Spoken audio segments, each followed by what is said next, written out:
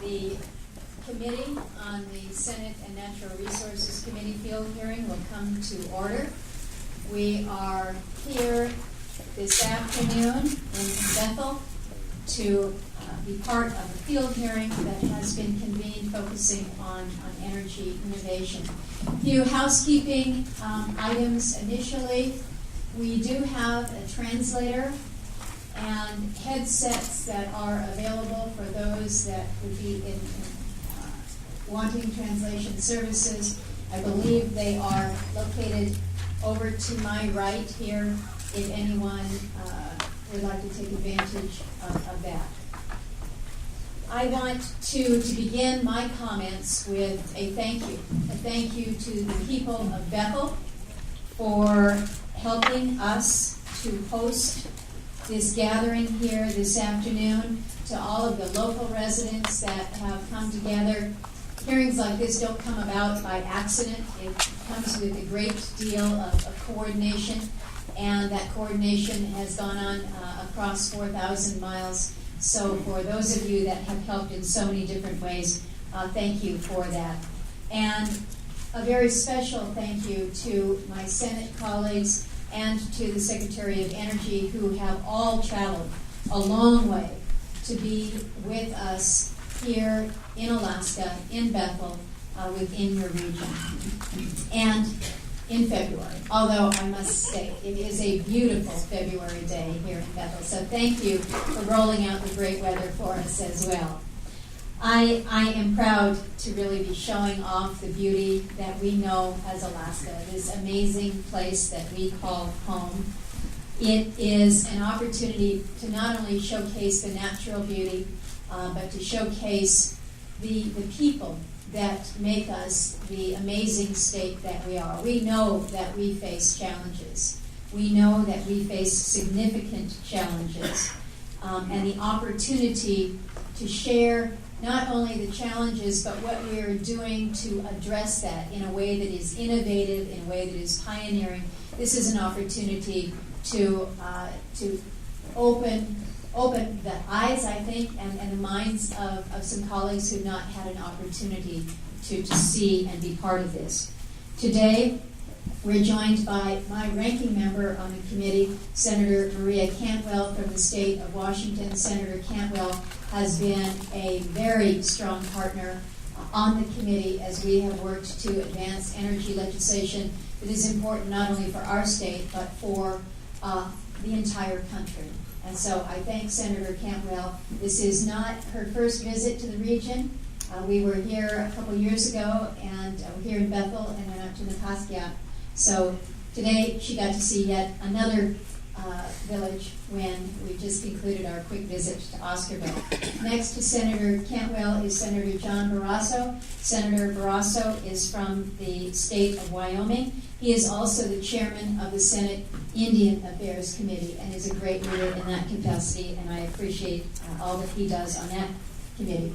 Next to him is Senator Steve Daines. Senator Daines is from the state of Montana. He is on the Appropriations Committee with me. He's also on the Indian Affairs Committee and on our Energy Committee. Again, a Westerner who understands what big open spaces are all about. Next to Senator Daines, we have Senator Angus King. Senator King is from the other end of the country. He's from the state of Maine. He has been a great colleague to work with on Arctic issues. He and I co-chair the Arctic Caucus and is a member of our Energy Committee. And then at the end, we have our colleague from West Virginia, Senator Capito, who is also on the Appropriations Committee as well as the Committee on Environment and Public Works. And of course, we have our first witness, our first panelist today, a member of President Obama's cabinet is here, the head of the Department of Energy, Secretary Ernest Moniz. It is important to let people know that this is not Secretary Moniz's first trip to Alaska. It is now his 5th trip, and we appreciate all that he has done to lead on energy issues. We say that Alaska is just different. Alaska is just different, and rural Alaska is different beyond that. And I think you all who live and work and raise your families here know that there is no substitute for being here in person to see, understand, and to listen. Meeting the people who live here in Bethel and having the opportunity to go downriver to go see Osterville, seeing the unique challenges that this region faces, it really does become real when you can see it firsthand. And what you learn is that what most Americans may take for granted, whether it's just being able to afford the heat when you turn it on in the winter, or having access to running water or a flush toilet, that is not guaranteed in rural Alaska, and we know that firsthand. This field hearing is really an opportunity to examine both our needs and our opportunities when it comes to a particularly important subject for rural Alaska, and that is energy. We can use this field hearing to highlight Alaska's leadership on innovation and also the hard work that remains ahead for us. I think the conversation will help everyone understand why I have been so intent on passing a broad, bipartisan energy bill that really helps to update and modernize our energy policies. A big part of what I'm doing in Washington, D.C. will have a positive impact for communities like Bethel and the region out here. Fuel costs are exorbitant in so many areas, and that affects not only the price of transportation, but everything. The price of electricity, the price of heating, the price of laundry detergent, the price of milk. I'm hopeful that we get our colleagues out to the store so that they can see what you pay to just live here. We've heard some of that today, but one of the things that we're looking to do is not help rural Alaska with temporary solutions, but real solutions that will be long-lasting and enduring. If we can harness more of our local resources, and if the federal government can be with us as a partner, we can empower Alaskans. We can unleash our ability to innovate, and we can make energy far more affordable and reliable for Bethel, for Osterville, and for communities all around the state. We've written a pretty good bill, I think Senator Cantwell would concur with me, that has great input, considerable input from Alaskans, and it's a measure that will help us produce more energy. It will help to reduce our energy costs and hopefully lighten the burden that energy places on our families. We provide greater certainty and new mechanisms to continue the important work that we see underway here in the state. People don't often think of Alaska as pioneering and innovative. What they don't understand is that we innovate because our alternatives are really not acceptable. Just saying that we're going to continue to rely on costly diesel is not a path to sustainability. It's not a path that helps our families. And so we innovate. Maybe it's a little bit of duct tape. Maybe it's just great, brilliant minds thinking outside the box. But what we're seeing is a future that through engineering and ingenuity of smart and dedicated people coming together, we have not only opportunities to help us here, but to truly help the rest of the country and the globe. There are places all over the globe that are rural, that are isolated, that are small, that are not connected to anybody else's grid. I want us to be that pioneer for so many. So I'm excited to introduce a group of witnesses that we have asked to join us today, a great group of Alaskans. I mentioned that Secretary Moniz will lead off our panel. He will be followed by our governor, Governor Bill Walker, who is with us today. He's also joined by First Lady Donna Walker. It's always good to have both of them around the state, and they truly are everywhere. So taking the time to be here at this field hearing and join us in Osterville is greatly appreciated, Governor, so we thank you for that. Your own state representative, Bob Herron, will also be testifying. Mike Hoffman will be testifying on behalf of the Association of Village Council Presidents. Ralph Anderson is here representing Bristol Bay Native Association. Mike Black with the Alaska Native Tribal Health Consortium. Steve Gilbert of the Alaska Village Electric Cooperative, and Gwen Holdman from the Alaska Center for Energy and Power. It's a pretty strong group of witnesses to help tell Alaska's story. So again, I'm pleased that you all have made the effort to be with us today. I also do want to note that there is one individual who wanted to be here today but had family obligations, and that is your State Senator Lyman Hoffman. He's truly been a champion on these energy issues, always pushing me along, which is a good thing. So I wish him and his family well. We'll be filling him in on the conversation that we have today. Again, I want to thank the community of Bethel for having us, our senators, and the Secretary for traveling so far to be here, and our witnesses for agreeing to share their expertise. I neglected to mention Jack Hebert, who is also one of our star witnesses, sitting right in the middle of everybody right up front there. But Jack, we look forward to your leadership and comments as well. Don't think you were going to get out of testifying here just because I didn't name your name. Before I turn to Senator Cantwell for her opening remarks, I'm going to turn to Senator Cantwell for her opening remarks because I've talked long enough, and then we'll do a little bit of housekeeping and then go to Secretary Moniz. So, Senator Cantwell, welcome to Bethel. Good to have you back here. Thank you for your leadership on the committee as well. Senator Cantwell. Thank you, Chairwoman Murkowski, and thank you for holding this oversight hearing and having all of us come to Bethel. As you mentioned, this is my second time here. We came in 2003, and it was a great opportunity to meet a lot of people from the Bethel community and to talk about another important issue that faces all of us, and that was access to health care. And so I was very glad that the legislation that allowed for the transfer of land so that the community could continue to be a destination site for maternity health care for the region was passed, and that is moving forward because we certainly want to make sure the community continue to have those resources.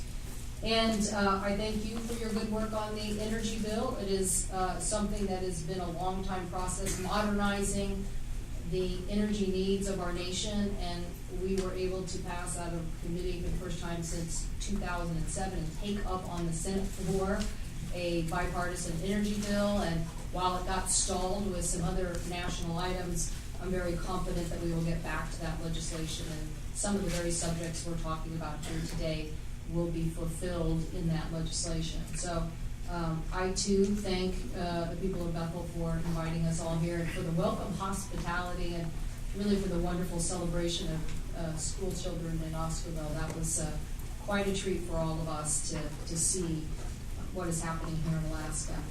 Obviously, Alaskans use goods and services, and they are more expensive than the lower 48. And anywhere from 2 to 10 times more expensive. And so we're here today to talk about one particular aspect of that being energy and the cost of energy. That is, for households in rural Alaska, nearly half of total expenses sometimes go to pay energy costs. That is astounding. Nearly 90% of rural communities are dependent on diesel fuel for their primary energy need, but as a result of the potential benefits of diversification, Alaska is also home to a variety of other energy solutions. And we're here today to hear from our witnesses about those unique challenges and the solutions that you would like to see in this community. And we'll talk a lot about, obviously, the fact that energy efficiency should be part of the solution. I know that's why I'm so interested in hearing what Jack Hebert has to say, because I want to hear. I know the governor today has mentioned this several times, he's a good carpenter. Well, there's a lot going on in the building area that also is leading to energy efficiency and to saving power. And saving one electron is about a third of the cost of actually producing a new electron. So it's cheaper, so we definitely want to see what we can do here in Alaska. So rural residents use half of the energy in these communities, and the energy costs are very high. And I don't have to tell anybody in this room, you know what the roller coaster is like of fluctuation in oil prices and what it does to your economy. So that's why we need to look at issues of diversification. And obviously, Alaska's harsh climate and remoteness means that we can't just come up with any solution, that the solutions we're talking about today have to perform in extreme conditions and obviously are challenged by maintenance. The good news, I think, of that is if it works here in Alaska, then chances are it can work in a lot of different places in the lower 48. So thank you for being pioneers on some of these solutions of distributed generation. Obviously, we're looking at the innovation of technologies and resiliencies to obviously issues of weather and maintenance requirements. And Alaska's high price of electricity means that we need to look at how to control costs, but also how to look at these issues of energy storage. I also applaud the state's results-driven energy innovation program, the Emerging Energy Technology Fund and the Renewable Energy Fund that are focused on giving resources to the communities. And one thing I want to make sure that we talk about today is how we can be a better partner to that fund from the federal level. This is something that we want to make sure. I know it was passed in your state legislature on a bipartisan basis in 2010, and we want to continue to work with you on those kinds of solutions to bolster the partnership between the federal government and that state fund. The lower 48 obviously has a lot of solutions, but we know there's no cookie-cutter solution from the lower 48 that's going to fit right here in Alaska. So we need to look at these issues of limited local economies, cold climate space heating needs, isolated electricity grids, and other challenges that are here in Alaska if we are going to create solutions. I know that the room is full of people who are already been harnessing some of these challenges. The University of Alaska Fairbanks Energy System Leadership Program and the DOE-funded Island Grid Regional Resource Center, which is a partnership between nonprofits in both Alaska and Maine.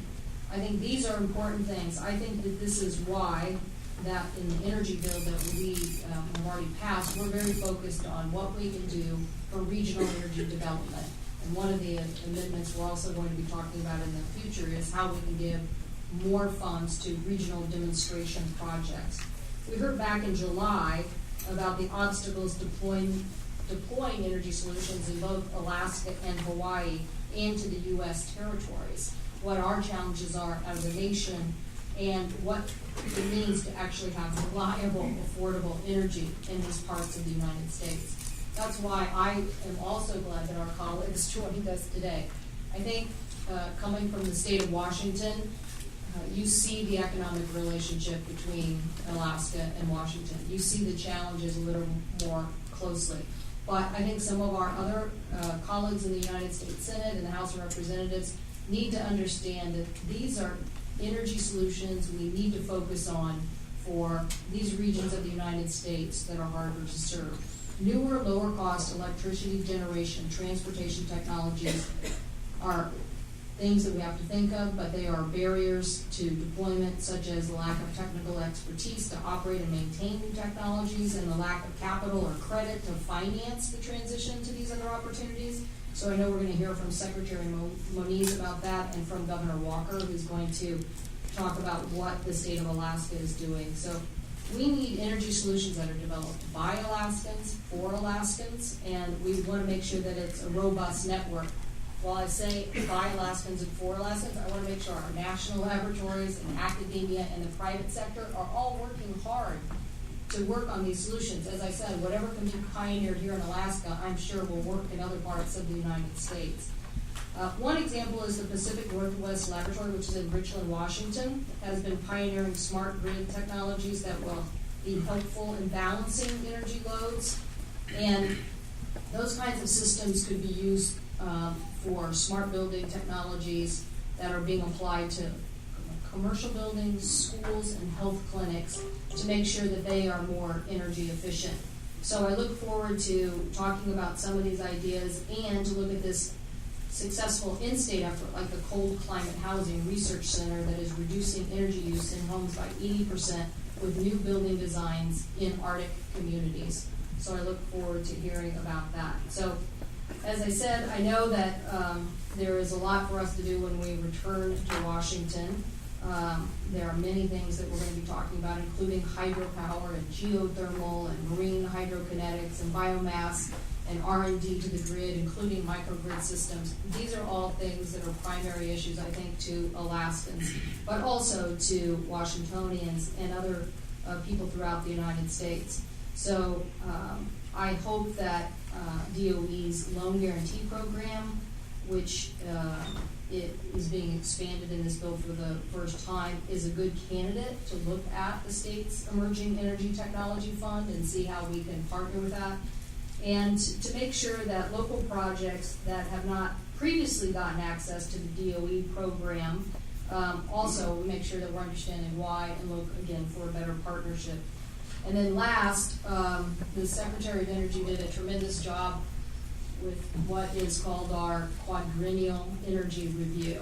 I thank him for doing that. You would think, well, that's quadrennial energy review of the United States. Of course, that's his bailiwick. Well, actually, he has to think for the entire nation, that every cabinet secretary, president, vice president, everybody's saying, okay, here's what you need to think about for the energy needs of our nation. So he did that and produced this report, which is a very forward-looking assessment of where we are in our country and the transitioning of our energy needs. But one of the key things in the report is the need to train and skill a workforce for the new jobs. The report basically says we will need 1.5 million new energy jobs for the future. So we definitely want to hear as well about how we skill Alaskans and Washingtonians and others for these jobs of the future so we can be best prepared to take advantage of these technologies. Again, I look forward to hearing from all the witnesses, and it's great to be in Alaska again today, particularly when it's warmer here than in the other Washington, D.C., and to see just the great beauty that exists both outside and inside with so many people participating in today's event. So thank you very much, Madam Chair. Thank you, Senator Campbell. I so appreciate that. At this time, we will turn to our panel of witnesses, and just for those who have gathered here, we are following the format for this field hearing that we follow back in Washington, D.C., as if this was a meeting of the Energy and Natural Resources Committee held in our committee room. And it's different than what we do in Juneau. If you have ever been to Juneau to testify or been to an LIO, where you know that after presentations have been made, the public has an opportunity to come to the microphone and make a statement. We do not structure our hearings that way, unfortunately. What you will hear today is a select panel of witnesses. I have already identified who will present, and Secretary Moniz will be on the first panel. We will ask each of the witnesses that have been invited to provide us with about 5 minutes of oral testimony. Their full statements are included as part of the record. To those of you who wish to provide comment to the committee on anything that you may have heard today or just something that you think needs to be part of the committee record, you are welcome to submit comments in writing to the committee. We hold the record open. I believe we're going to hold it open for 2 weeks. For 2 weeks after today's date. So even though the process doesn't allow for that public comment from you, which I regret, know that we are interested in receiving comments from the people here in the Bethel region. After the witnesses have testified, that will be an opportunity for members of the Energy Committee to ask questions of our witnesses, and we will probably do that most exclusively to panel 3. And with that, Mr. Secretary, it is indeed a pleasure to welcome you back to Alaska. Thank you for your leadership on all things energy. And if you would like to commence this hearing, we would be honored to have your comments. And thank you for making this long trek. Great. Well, thank you, Chairman Murkowski, Ranking Member Cantwell, members of the committee. And I would like to start by saying that under the leadership of the chair and ranking member, it's really an extraordinary working relationship that we have, the opportunity to work together on hard problems. And as you know, this has not always been the case in Washington, D.C. recently, but but I think we have just an excellent working relationship, and I think we'll get things done for the people, including the people of Alaska, of course. I especially want to thank the community of Bethel for opening the elders facility to us for a wonderful lunch, and even more important, wonderful input for us to take back. And also acknowledge the excursion to Oscarville as being extremely important. I think, I have to say that I think the holistic approach, it's not over. No. I think the holistic approach being piloted in Oscarville is very much what we need to do more of. In fact, a week ago today, the National Academy of Sciences held a workshop. DOE took part in, a number of Alaskans took part in, which had a similar theme about how communications and energy and water and waste and health and education really should be thought of in a way of community building. And we look forward to seeing what happens in Oscarville and how that can be scaled further. As the chairman said, this is my fifth visit. First, I came here in the Clinton administration at the invitation of another Senator Murkowski. But in 2014, I joined Lisa Murkowski at a variety of places, including the Chena Hot Springs, the University of Alaska at Fairbanks, and for a tour of the Coal Region's Research and Engineering Laboratories permafrost tunnel research facility near Fairbanks. The permafrost facility was fascinating, but also alarming in reminding us about the doubled pace of global warming that we are seeing in the Arctic, and what those implications are for energy and for many other aspects of life here in Alaska. Global warming has no stay in its march to higher temperatures. The core elements of climate change science are well established, and clean energy innovation is central to meeting the climate challenge, while also providing security, economic growth, and increased access to affordable clean energy for all, obviously a critical issue here in Alaska. Today, I'll just talk briefly about some of the ways the Department of Energy is working with Alaskans to address those challenges, and then connect back to some wider efforts by the administration to invest in energy technology, research and development, and ensure that the United States remains economically competitive, resilient, and energy secure over the coming decades. In many ways, what happens in Alaska is a preview of the future for the rest of the country and the world, with rising temperatures, threats to infrastructure, and a need for clean, affordable, and reliable energy solutions, and in particular, distributed energy solutions. While it is resource-rich, we heard today how Alaska's vast size and rugged terrain make energy access for many communities a significant challenge. But these challenges are not left for Alaska to tackle alone.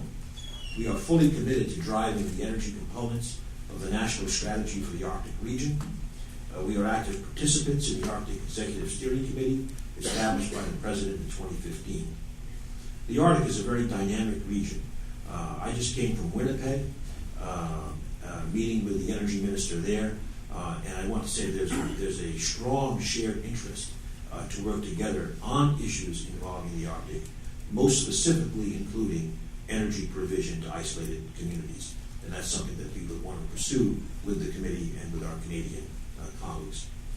We want to partner with Alaska. I reestablished a physical office of the department in the Arctic region in January 2014 to better listen to Alaskans and to apply your insights and needs into our programs, ranging from research to engineering to financial and technical assistance. And we now plan to add new staff members in our office in Alaska in light of what has been a very, very active and I think productive discussion. The chair noted that this session is being run as it was in Washington, but if I may deviate, I think it would be worth to the audience if I could just introduce my Indian Energy members. Chris Deshane has now, for the last 10 months, headed our office. He's, among other things, a Naval Academy mechanical engineering graduate and brings a great skill set to the position.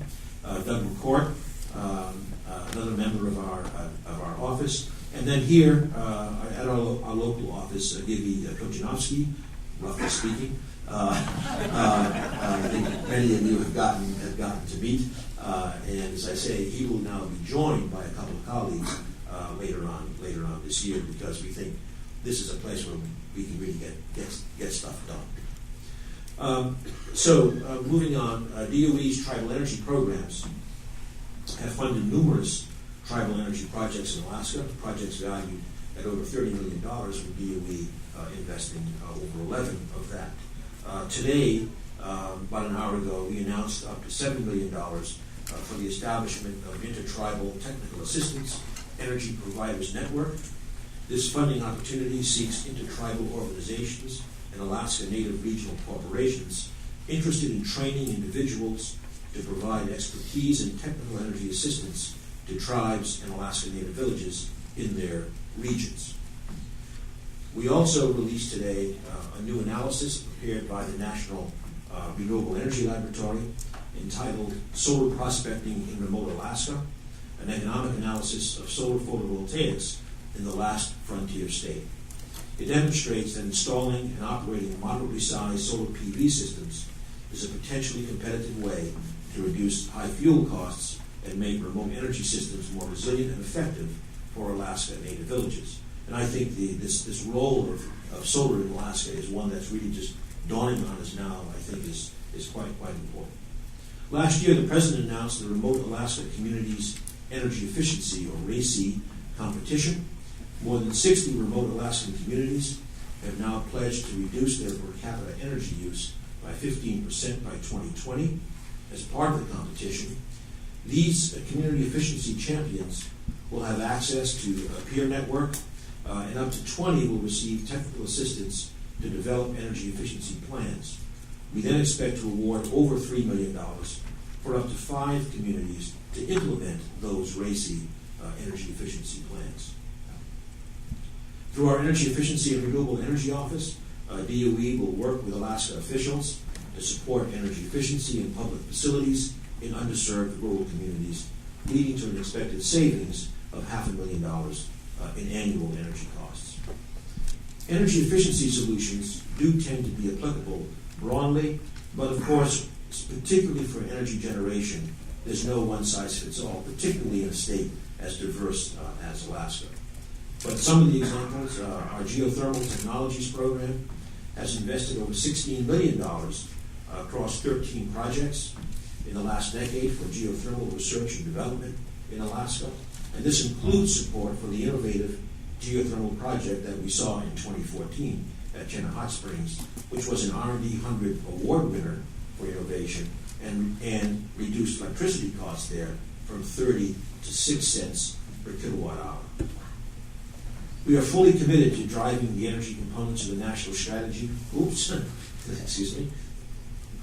This page. DOE also funded a study by the Council of Athabasca Tribal Governments, and later a grant to help build at Fort Yukon a biomass combined heat and power project with sustainable harvesting of wood.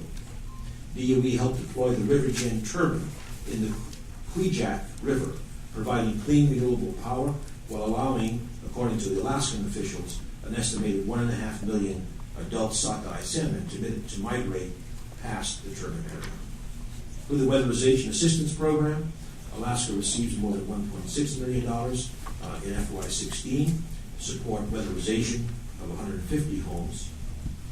2 microgrid project awards of $750,000 each were made to national laboratories for the design of a design support tool for remote off-grid microgrids, and we have just initiated a $1 million effort with the labs and the state to examine developing islanded power systems for rural Alaska.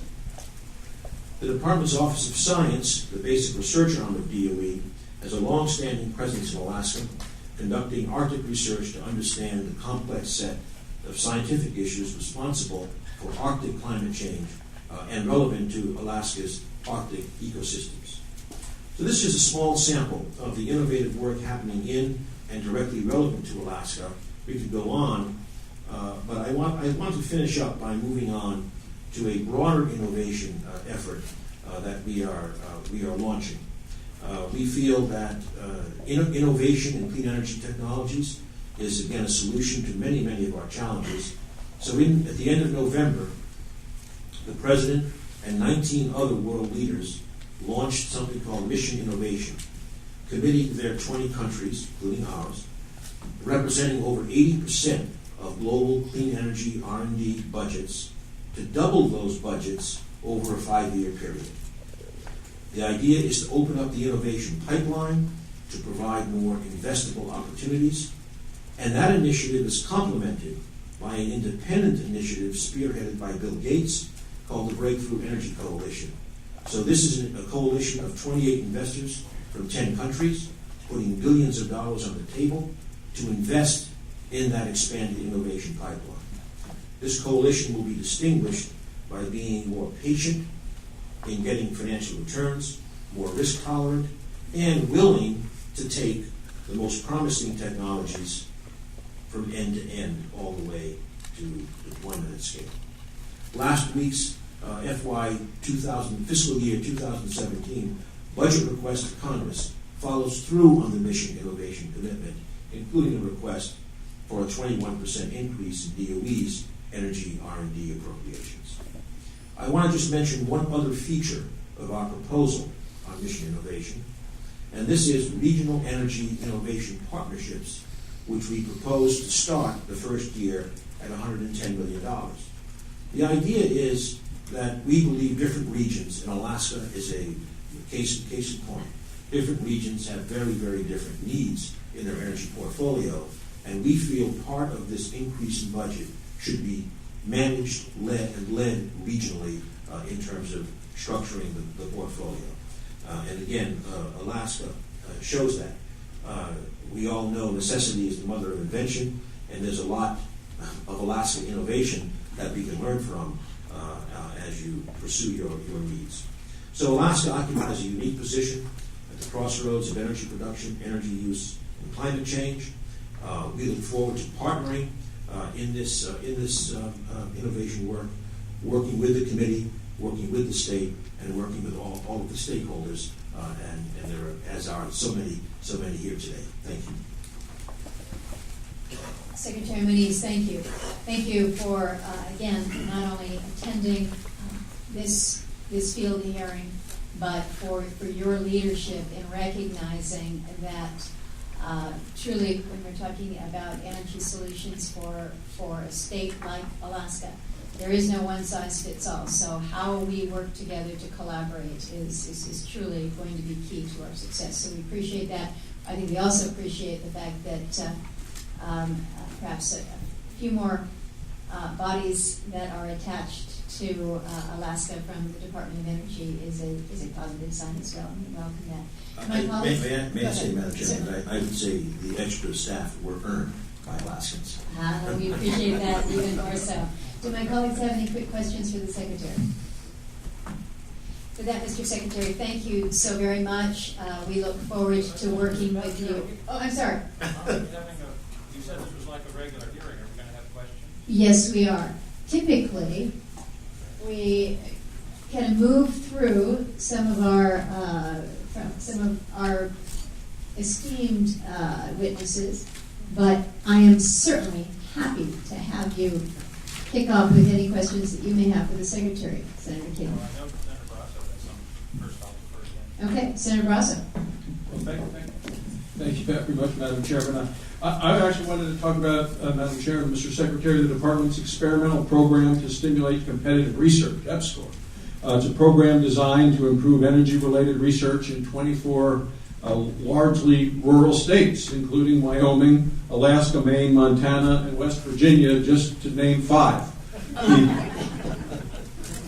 During your confirmation process, you talked about the program. You said it has a strong educational component, and in your opinion, you said succeeds in building basic research infrastructure across the country. You went on to commit to looking for new opportunities for the program, and because it is certainly within the Offices of Science of the Department of Energy.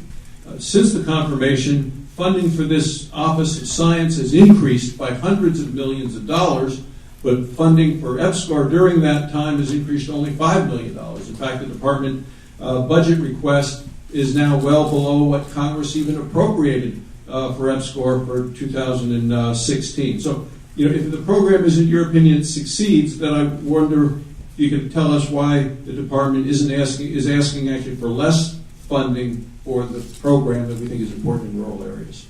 Well, first of all, I agree, Senator Bratz, so I say by my statement that I believe EPSCoR is an extremely valuable program. As you know, it has state matching funds involved, and I believe it has done a lot. I particularly think it has been strong in providing research opportunities for undergraduates who then go on to scientific graduate studies. With regard to the budget, there are always these trade-offs, but I am happy to work with the committee to re-examine that. EPSCoR, of course, is carried out by many agencies with NSF as the lead agency.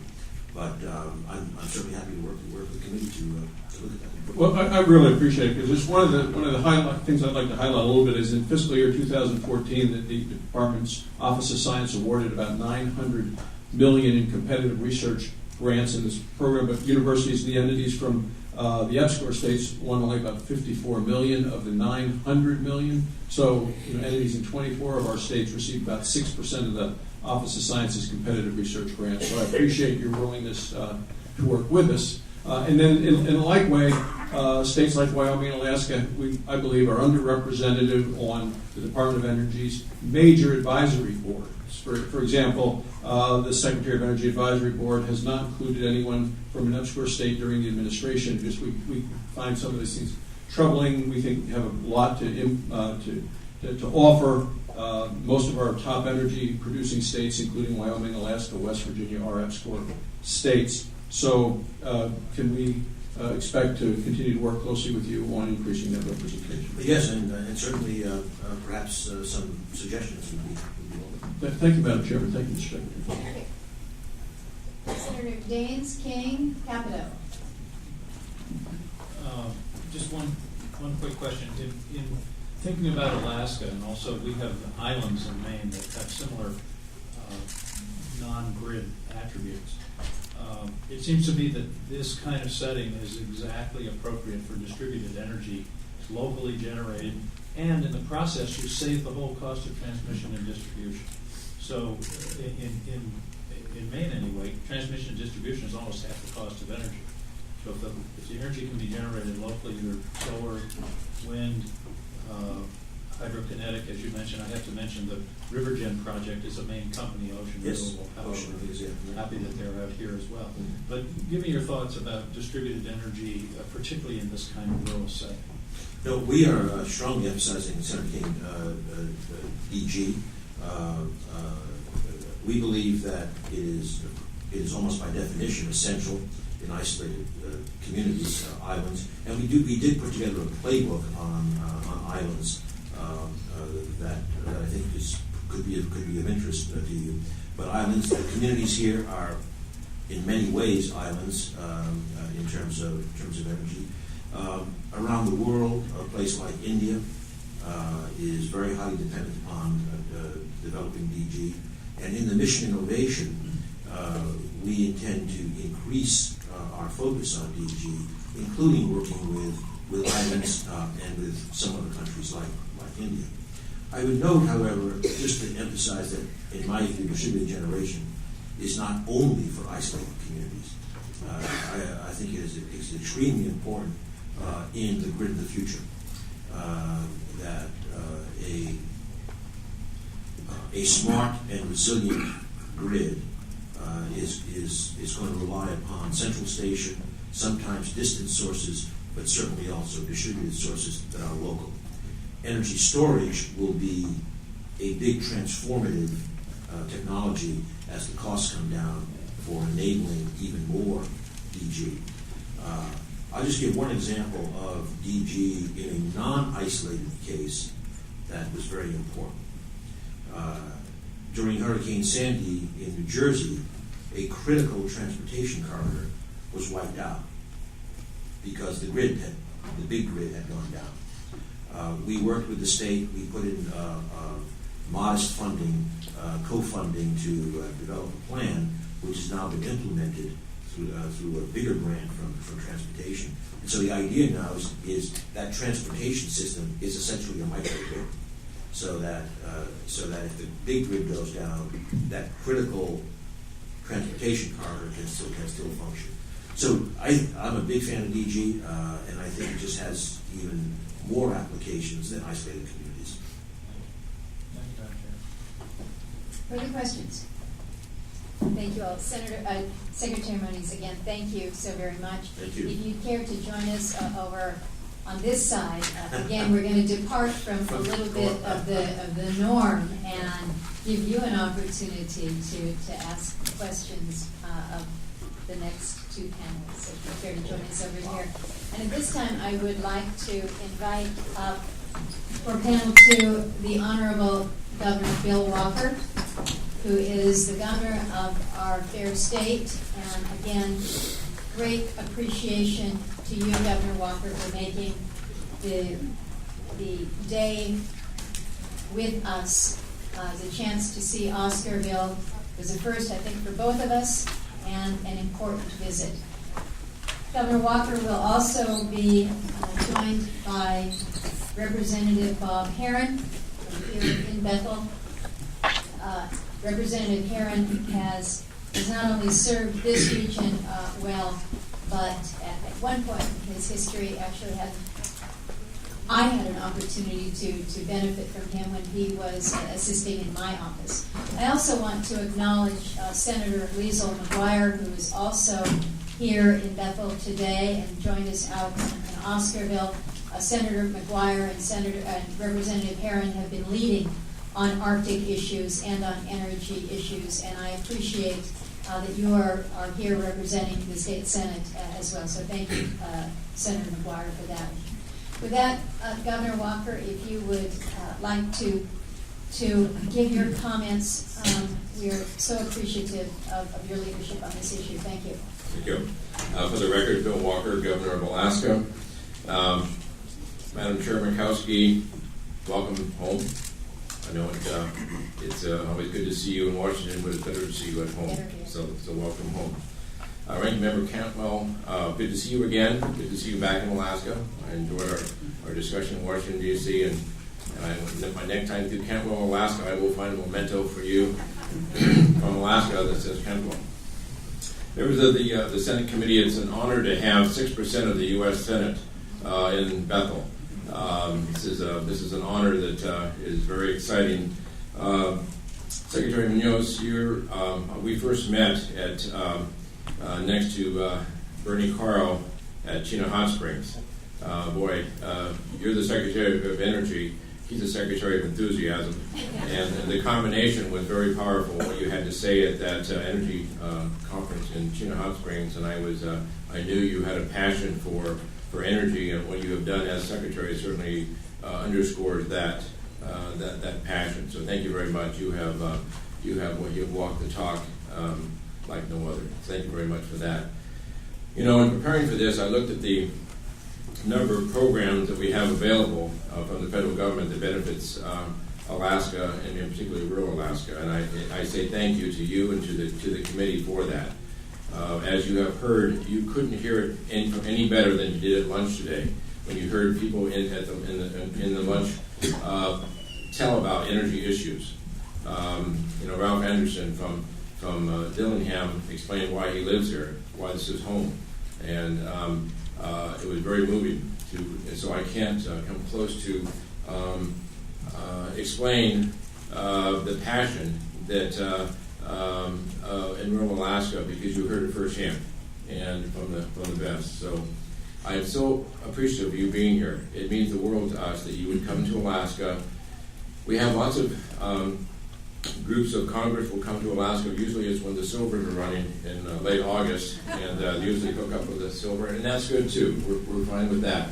But you come with a very specific mission. That means a lot to us that you would do that. So it doesn't go unnoticed across the state when we have 6% of the U.S. Senate and a Secretary of Energy in our great state. So thank you very much for making that happen.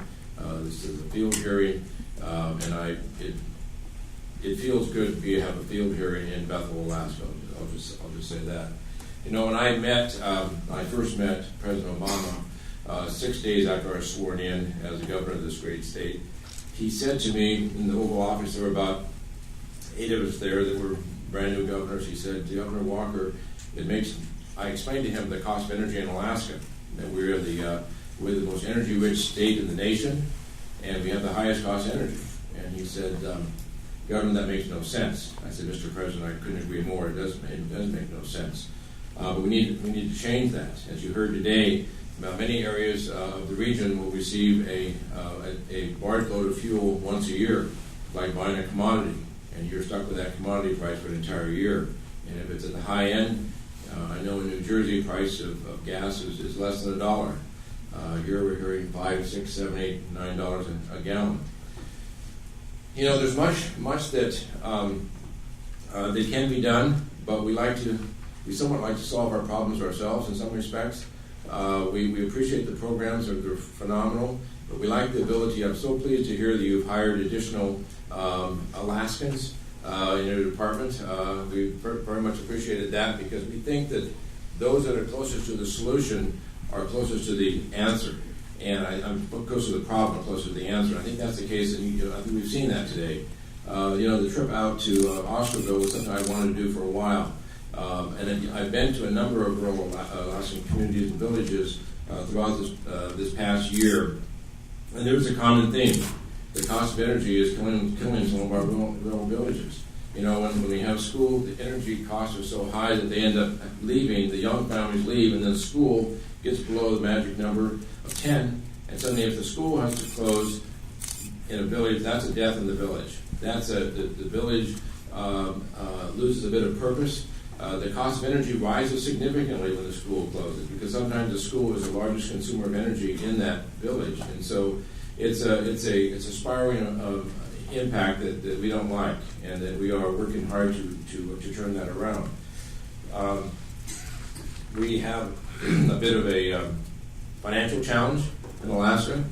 Someone like West Virginia, we're on coal. Oil is 90% of our resource. As I've said many times, every governor gets to spin the oil wheel. One governor landed on 147. This governor landed on 26. Some governors have landed on 9. So, but that's okay. We don't define ourselves by Alaska's not about a balance sheet. It's about a land of opportunity, and the opportunity comes from Alaskans working together. And much like I've seen you, Senator Cantwell and Senator Murkowski, working together on the energy bill, we're doing the same in Juneau. We're pulling together to address the fiscal challenge that we have today. You know, the cheapest energy savings is energy that is not used. And as you'll hear from Jack Gaber about what they've done on cold climate housing research is phenomenal as far as weatherization and those kinds of opportunities. I like that we're harnessing energy in rivers, the hydrokinetic energy. We should be a petri dish of innovation in a state with the coldest temperatures. We used to have the coldest temperatures. I don't know if it seems to be changing a bit, but when I was born in Fairbanks, it was pretty doggone cold. But with the highest cost of energy. And so we really should be able to do that. One of the concerns we have on the oil side is that I'm a bit competitive now. If you watched me play basketball in Oscarville today, you wouldn't have known that. That's a good example, but I used to be. But anyway, I'm a little competitive. But you know, I meet with Governor Meade of Governor great state of Wyoming, and the state of Wyoming is about the same size as the North Slope region where much of our oil and gas is. And Wyoming has drilled 16,000 wells, and we drilled less than 600 wells. And we have a bit of some challenges in that regard. We have an oil pipeline that is 3/4 empty and sitting about 30 miles from about 16 billion barrels of oil. We need access to our land, we need access to our resources, we need to fill that pipeline, we need to fix our economy. You know, we can self-heal if we have access to our resources, responsible access. No one's more concerned about our environment than we are. It's our front yard, it's our backyard, it's our side yard, it's our land. So we are very concerned about that, but if we don't have access to it to fill that pipeline, the last time we went through a downturn in the economy, we had 2.1 million barrels a day flowing through the Trans-Alaska Oil Pipeline. Today we have under 500,000 barrels a day. And there's all sorts of challenges of keeping the oil warm, adding heat to it, all sorts of challenges as it continues to, and yet it's sitting right next to the most prolific oil opportunities in the world. So we need access to that responsibly, and we'll continue to address it. I will continue to address that, because that is a mainstay. The other energy issue is our natural gas. We re-inject more gas in the North Slope. It's 8.6 billion cubic feet a day. That's more gas than is consumed in the state of Oregon, Washington, and California combined. We are in the process of advancing a Trans-Alaska gas pipeline to bring it to Tidewater for the market. Challenging times right now on advancing those projects, but we're looking at 2024, 2025. But one of my favorite provisions of Senate Bill 138, put in by Senator Lyman Hoffman, which provided 20% of the revenues to the state of the royalties would be dedicated to rural Alaska for energy projects, for to be able to spread the benefit of that resource out across the state. Oh, how I wish we'd done that on the oil pipeline. We didn't. We learned from that, and now we're going to do that on the gas line to make sure that all Alaskans benefit equally from the development of that resource. As I look at the cleaner energy with natural gas, the more economical energy with natural gas, that is the energy of the future of the state for some time. Certainly, the legislature has done a great job of 50% of our energy by renewable energy by 2050, I believe it is. Is that right? And that's a laudable goal. But the natural gas is be in the situation we're in with a $4 billion deficit, with trillions of dollars of resources in the ground we cannot get out, is very difficult. When we became a state in 1959, the Statehood Compact said we would be able to develop, we had to live off of our resources.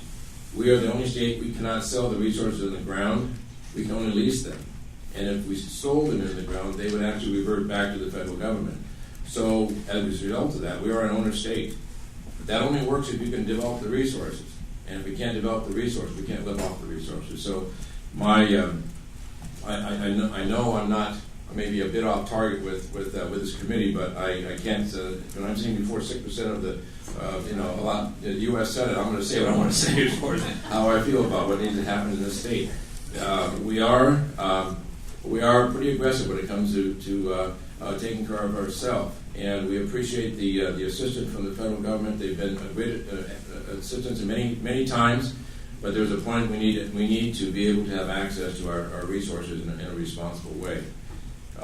We enjoyed very much the president's visit last summer. He was able to go to Crystal Bay to Dillingham and got up close and personal with the salmon while he was there. And he had a great time in the mountain that was renamed to Denali. As we flew in, he was at the window tweeting.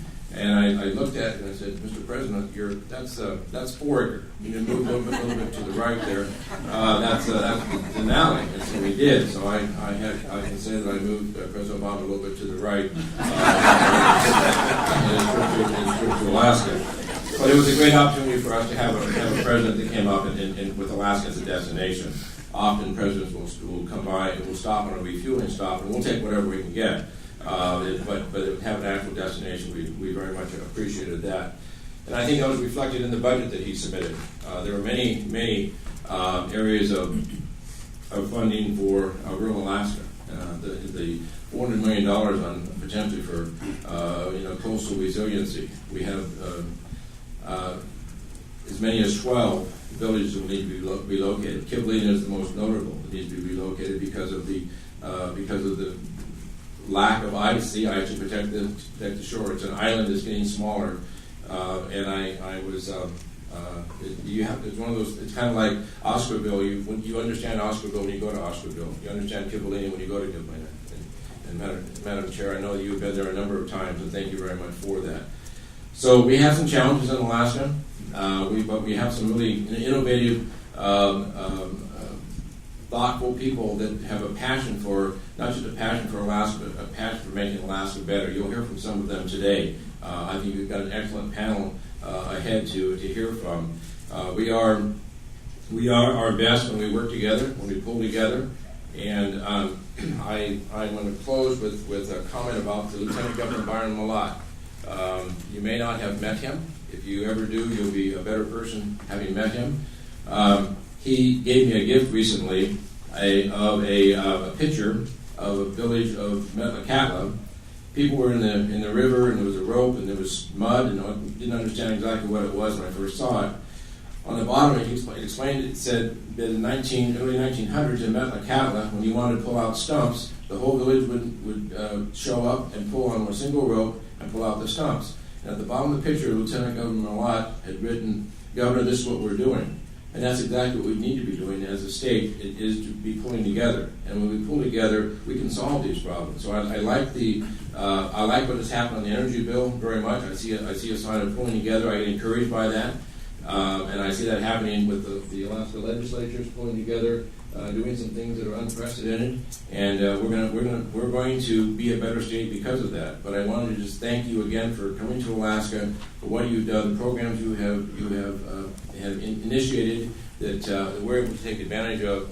You know, I'm probably supposed to be sitting here beating the table, being frustrated with the federal government, but I'm here in front of 6% of the U.S. Senate who came to Bethel to listen and to continue to find ways you can improve our situation in Alaska. Our cost of energy is disproportionately high.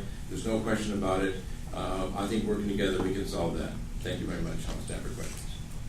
Governor, thank you very much. Your message of pulling together is one that is important out here in this region. It's important around the states. It's certainly important to the country.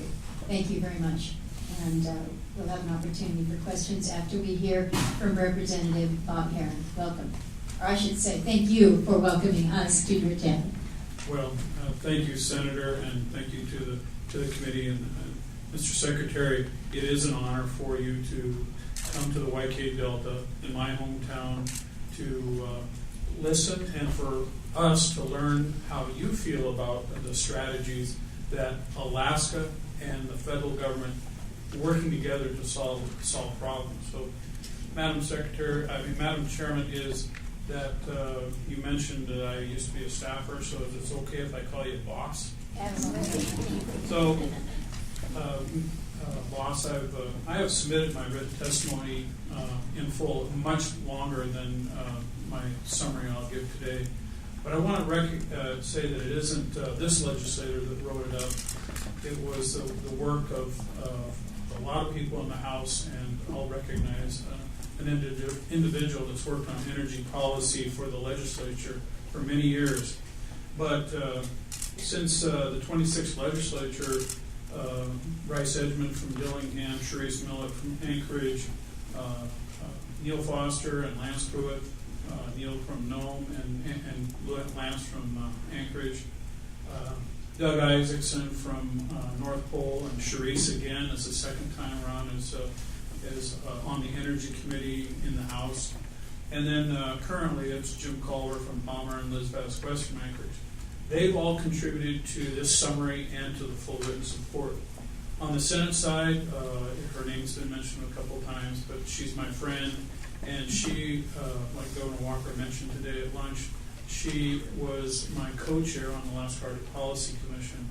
And the Alaska Arctic Policy Commission is very important to Alaska, not only because we have the Arctic Council chairmanship currently, but it's about how, because our nation is an Arctic nation, because of Alaska, is that the legislature had to figure out what our Arctic policy was. And the governor's already mentioned a lot of things, access to our resources, having Alaskans included in the conversation so that we're a part of the decision of our future. So when we started out, I gave out 3 envelopes. The 2 smaller ones are pins that the Alaska legislature gives to visitors. There's 7 of them. And 6 of them are symbols of our state: state flower, state mammal, etc. But the one that's not a state symbol officially in the statutes is one where Alaska is transposed on top of the lower 48. Now, it puts it in scale because is that Alaska on most U.S. maps is because the map makers usually have the lower 48, we call you the outside, the lower 48, is the map makers want to make the lower 48 the center of the universe. So Alaska and Hawaii are dragged over and placed out of scale next to San Diego. And so if you look at it on the pin, is Madam Chair was born in Ketchikan, down by Savannah. My wife was born in Bethel, here. Right now, we're somewhere in the Midwest. And then the Aleutian chain goes all the way to San Francisco. And I had the privilege of representing the Aleutians for 2 years. And so that's why Senator Sullivan, Senator Murkowski, and Congressman Young have a tremendous challenge convincing the rest of the nation how important not only energy policy, strategic policy, every policy you can imagine. They have a very difficult job convincing good colleagues that want to do the best for not only the nation but us. So, today we're in both the travel to Huskerville, and in the lunch there was this, the cost of energy. I guess to put it in a real easy perspective, Madam Chair, is that whatever consumable that we like to buy, go to the grocery store to buy bread and just food, but if you want to buy a pair of jeans, or if you want to buy most anything locally, it has to be shipped in, and a lot of that is flown in. So whatever the price is in Anchorage, you can guarantee that the markup, the extra cost of that consumable is going to be between 35% to 50%, and even higher in villages outside of the region. So that's what's we're talking about. Now, we've put lots of money into energy, renewable energy, and efficiency programs, but much more needs to be done. Now, the governor's already mentioned, we're at a fiscal reality that nobody would want to be in. We're going to deal with it. And the reason we're going to deal with it is because we have to. But these high energy costs are very onerous to rural Alaskan families, and they hinder economic development everywhere in Alaska. So the Alaska Arctic Policy Commission has given us a report. It's been a year since we delivered to the legislature, and we had 3 target audiences: ourselves, the executive branch, and the federal government. But first, the legislature had to figure out what do we think Arctic policy is, and we've done it. The governor's already mentioned one: access to development. That's the key for our sustainable future in these little villages, and more importantly, the sustainability of Alaska for the future. But one of the recommendations is to reduce power and heating costs in rural Alaska. So how do we do that with our federal partners? And the thing is probably what we should do, the Alaska Center for Energy and Power, Alaska Energy Authority, AVEC, they've created a microgrid statement of needs. We need new technology goals. We need fuel sipping on our diesel operations, improve power reliability. These are things that are what we need to do. And it's been mentioned, and I would thank Senator Cantwell to talk about the programs that are successful in this state today. But I'd also like to thank the federal government for U.S. Senate Bill 2012 is the Energy Policy Modernization Act. Those are provisions that have positively affected Alaska. The reauthorization of weatherization, reauthorization of state energy program, state loan eligibility, and several programs promoting renewable energy technology. These are the positives that have come out of that Modernization Act. So, in recent years, the Alaska Energy renewable energy program has funded dozens of projects that demonstrate an impressive degree of ingenuity and innovation. And later in the next panel, we'll get more into the details, because these individuals here that Madam Chair you brought together are going to, in many ways, are going to send you very positive results from the past, but they're also going to ask you for your help so that we can stay on that path. We can divide the efforts to achieve a sustainable and affordable energy for all Alaskans into 4 categories: technology, finance, human capacity building, and policy. Now, Alaska is a world leader in wind diesel hybrid systems. In fact, there's one system that's in this region that is a super success story. We also can be a leader in renewable microgrid systems. Using several vocation training initiatives spearheaded by Alaska Center of Energy and Power, Renewable Energy, Alaska Project, and others can build a knowledge-based industry partly based on microgrid development. Now, this state, Alaska, the chairwoman's home state, with federal help, should seize the opportunity to use innovative technology to lower energy costs, but also grow Alaska businesses that provide technical assistance to microgrids worldwide. And the Secretary earlier has said these are the things that we are going to move forward with, and we welcome that. In finance, we must move toward equity and debt financing. Renewable energy grant funding soon is going to decrease and not likely to include money for construction projects. But in the Energy Policy Modernization Act, it would give us access to a borrowed to the Department of Energy loan programs. The state could pass those loans on to small communities that often can't get loans. Human capacity. We need people. We need trained local operators. We must build this capacity. Through Alaska Energy Smart, REAP is promoting K-12 energy efficiency curriculum to teach about the importance of energy efficiency. Finally, in human capacity, the holistic approach. In a lot of ways, what we saw in Oscar, it's let's go in and it's almost like this pilot project is really a test tube baby. If we can do it on a small scale, we will succeed. So a holistic approach to technical assistance, community development is important. And Madam Chair, I know I'm speaking to the choir, but this model is for sustainable northern communities. And so long-term predictable energy policy is needed for private sector investment. Human capacity, technology innovation, and new financing approaches. And in conclusion, I'd like to tell a great story, is Bethel, a lot of people don't really think of it that way, but Bethel is in the Arctic. And the reason that we're in the Arctic is it's because of the Porcupine-Yukon-Kuskokwim line.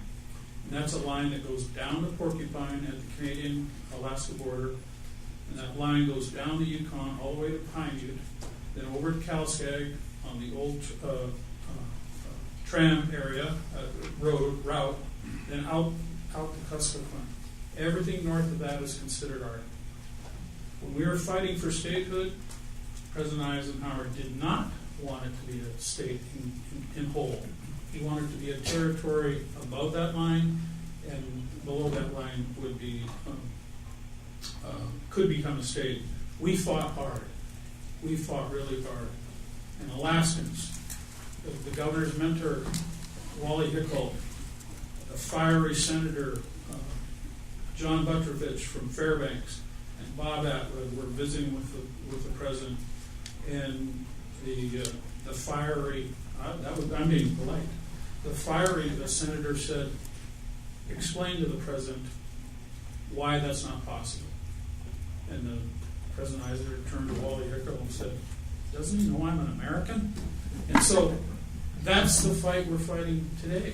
It's we're to be involved in the conversation, and one of our biggest partners is the federal government. And with that, thank you, Madam Chair. Thank you, Representative Aaron. Thank you both for your words this afternoon and your leadership. Governor Walker, you testified before the Energy Committee in early December when we had an oversight on Anilka. And I think my question to the overall panel that afternoon was, what can be done to really help Alaska? And your comments at that time were bring more members of Congress to Alaska to see and understand, to listen and to learn. And you may have included members of the cabinet as well. So I heard you loud and clear, and I'm pleased that we're able to do a field trip where it's more than just listening, it's observing with our eyes. So thank you for your words on that. I don't have any questions for either of you because I get to see a lot of you, and I will turn to my colleagues and ask if they have any questions of either the governor or Representative Aaron. Senator Capito. Thank you both, and it's wonderful to be here in your beautiful state. Governor, I just had a clarification question. You mentioned LNG, liquefied natural gas, that you're moving in that direction, and you mentioned, and I wasn't sure that I heard you correctly, and I asked my colleague here, Senator King, did you say you're trying to build a pipeline to take it from here to the Tidewater? Correct. We are taking it from Prudhoe Bay to Nikiski, which is on the Kenai Peninsula. All right, not the Tidewater in Virginia. I was like, whoa. No.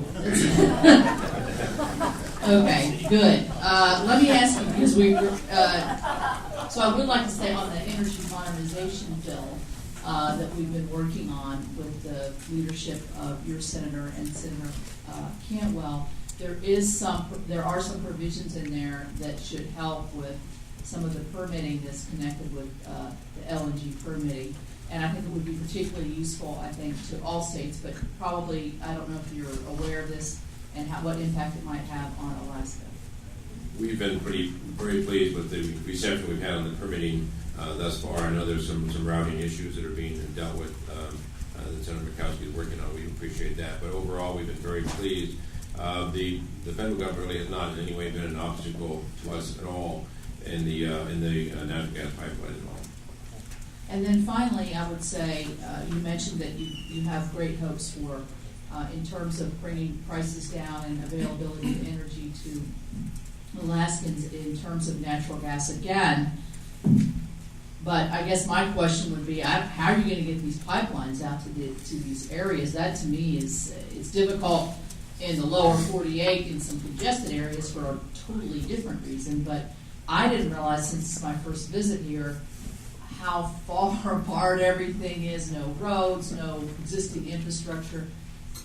What kind of, I guess, solutions would you come up with for that? There's a couple ways that can be done, and it's done all over the world.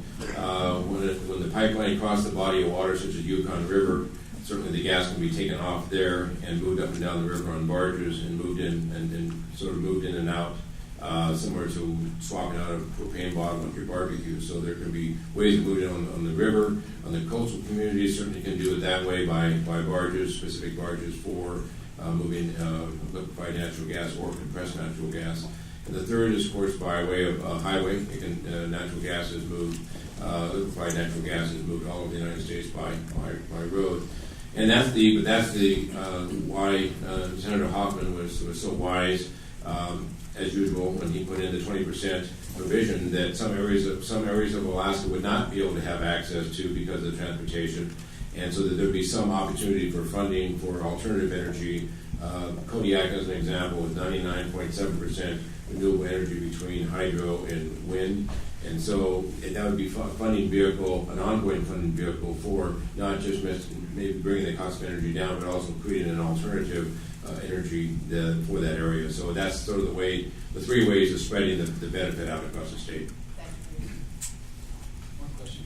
Governor, you both of you mentioned if if only we had access, and you said about the pipeline going by a lot of oil, could you be more specific what you're referring to? Oh, I certainly can. I got the feeling you were talking in Yeah. and everybody got it. Let me pull the mic a little closer. You know, there's an area on the North Slope. It's in the Anwar area, and there was one section of it, the 1002 section, which is 8% of Anwar on the coastal plain was set aside for potential development.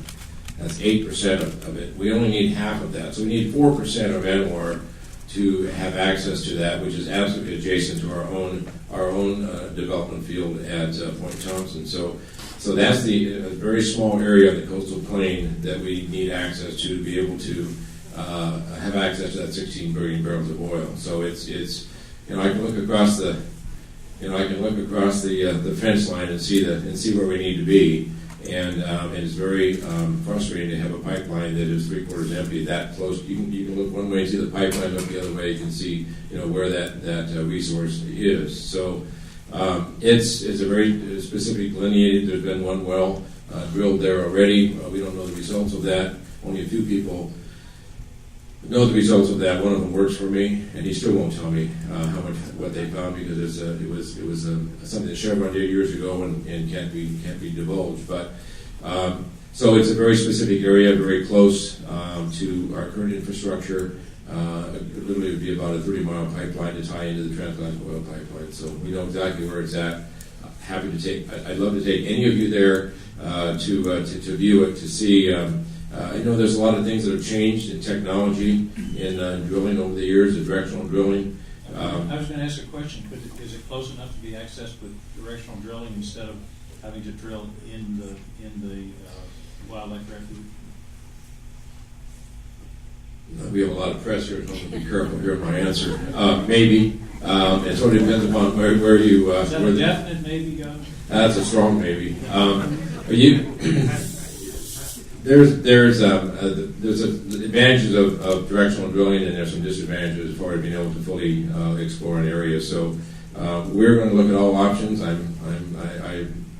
am laser focused on that issue because that's my job, is to make sure that our lifeblood of our economy is developed to the maximum benefit, responsibly, safely, environmental sound conditions. If we can do offshore, we can certainly do onshore responsibly.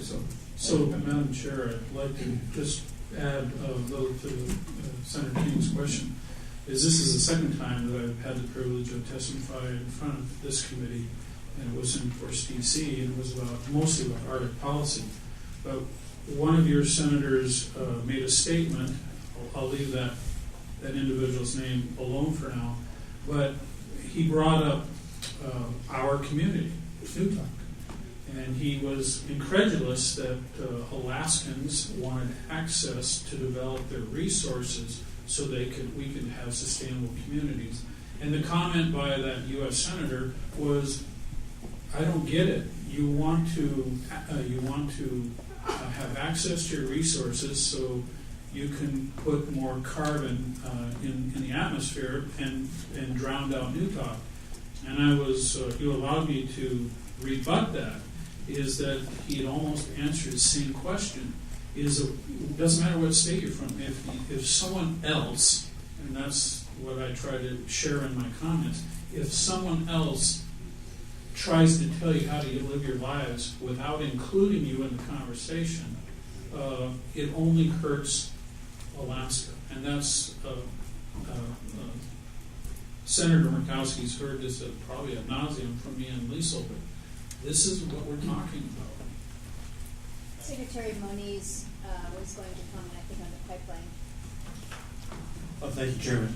Just to go back to Senator Kapika's question about the natural gas pipeline from the North Slope to a future LNG facility, I guess I'd just reiterate the position that we put out in terms of providing what's called a conditional approval, which is something we do not do for lower 48 projects, but we specifically recognize the very different situation here in Alaska. So I thought it might just be worth to reiterate that position. It certainly remains our position.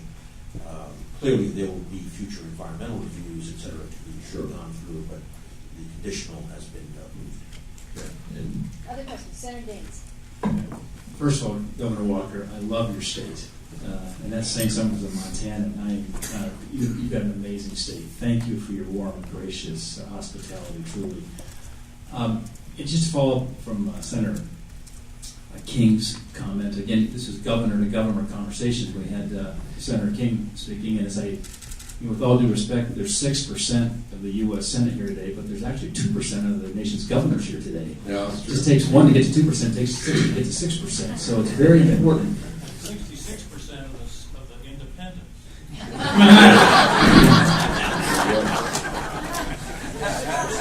And it's 6.7% of the president's cabinet is here today. And Secretary Moniz, I looked at, you're actually 15th in succession to the presidency right here, so you've got to keep an eye on things as well. You could have, yeah, well, if you put the...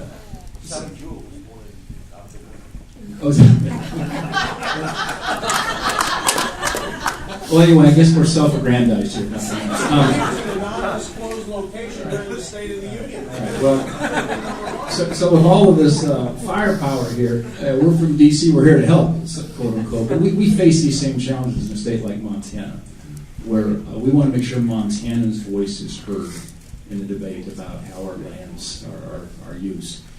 And I guess, I hope our committee takes away what you have said here just recently, and I can tell you, working alongside the chair of this committee, Lisa Murkowski, she is fighting for Alaskans' voice and the sovereignty of Alaska in this discussion, as is your new Senator Dan Sullivan.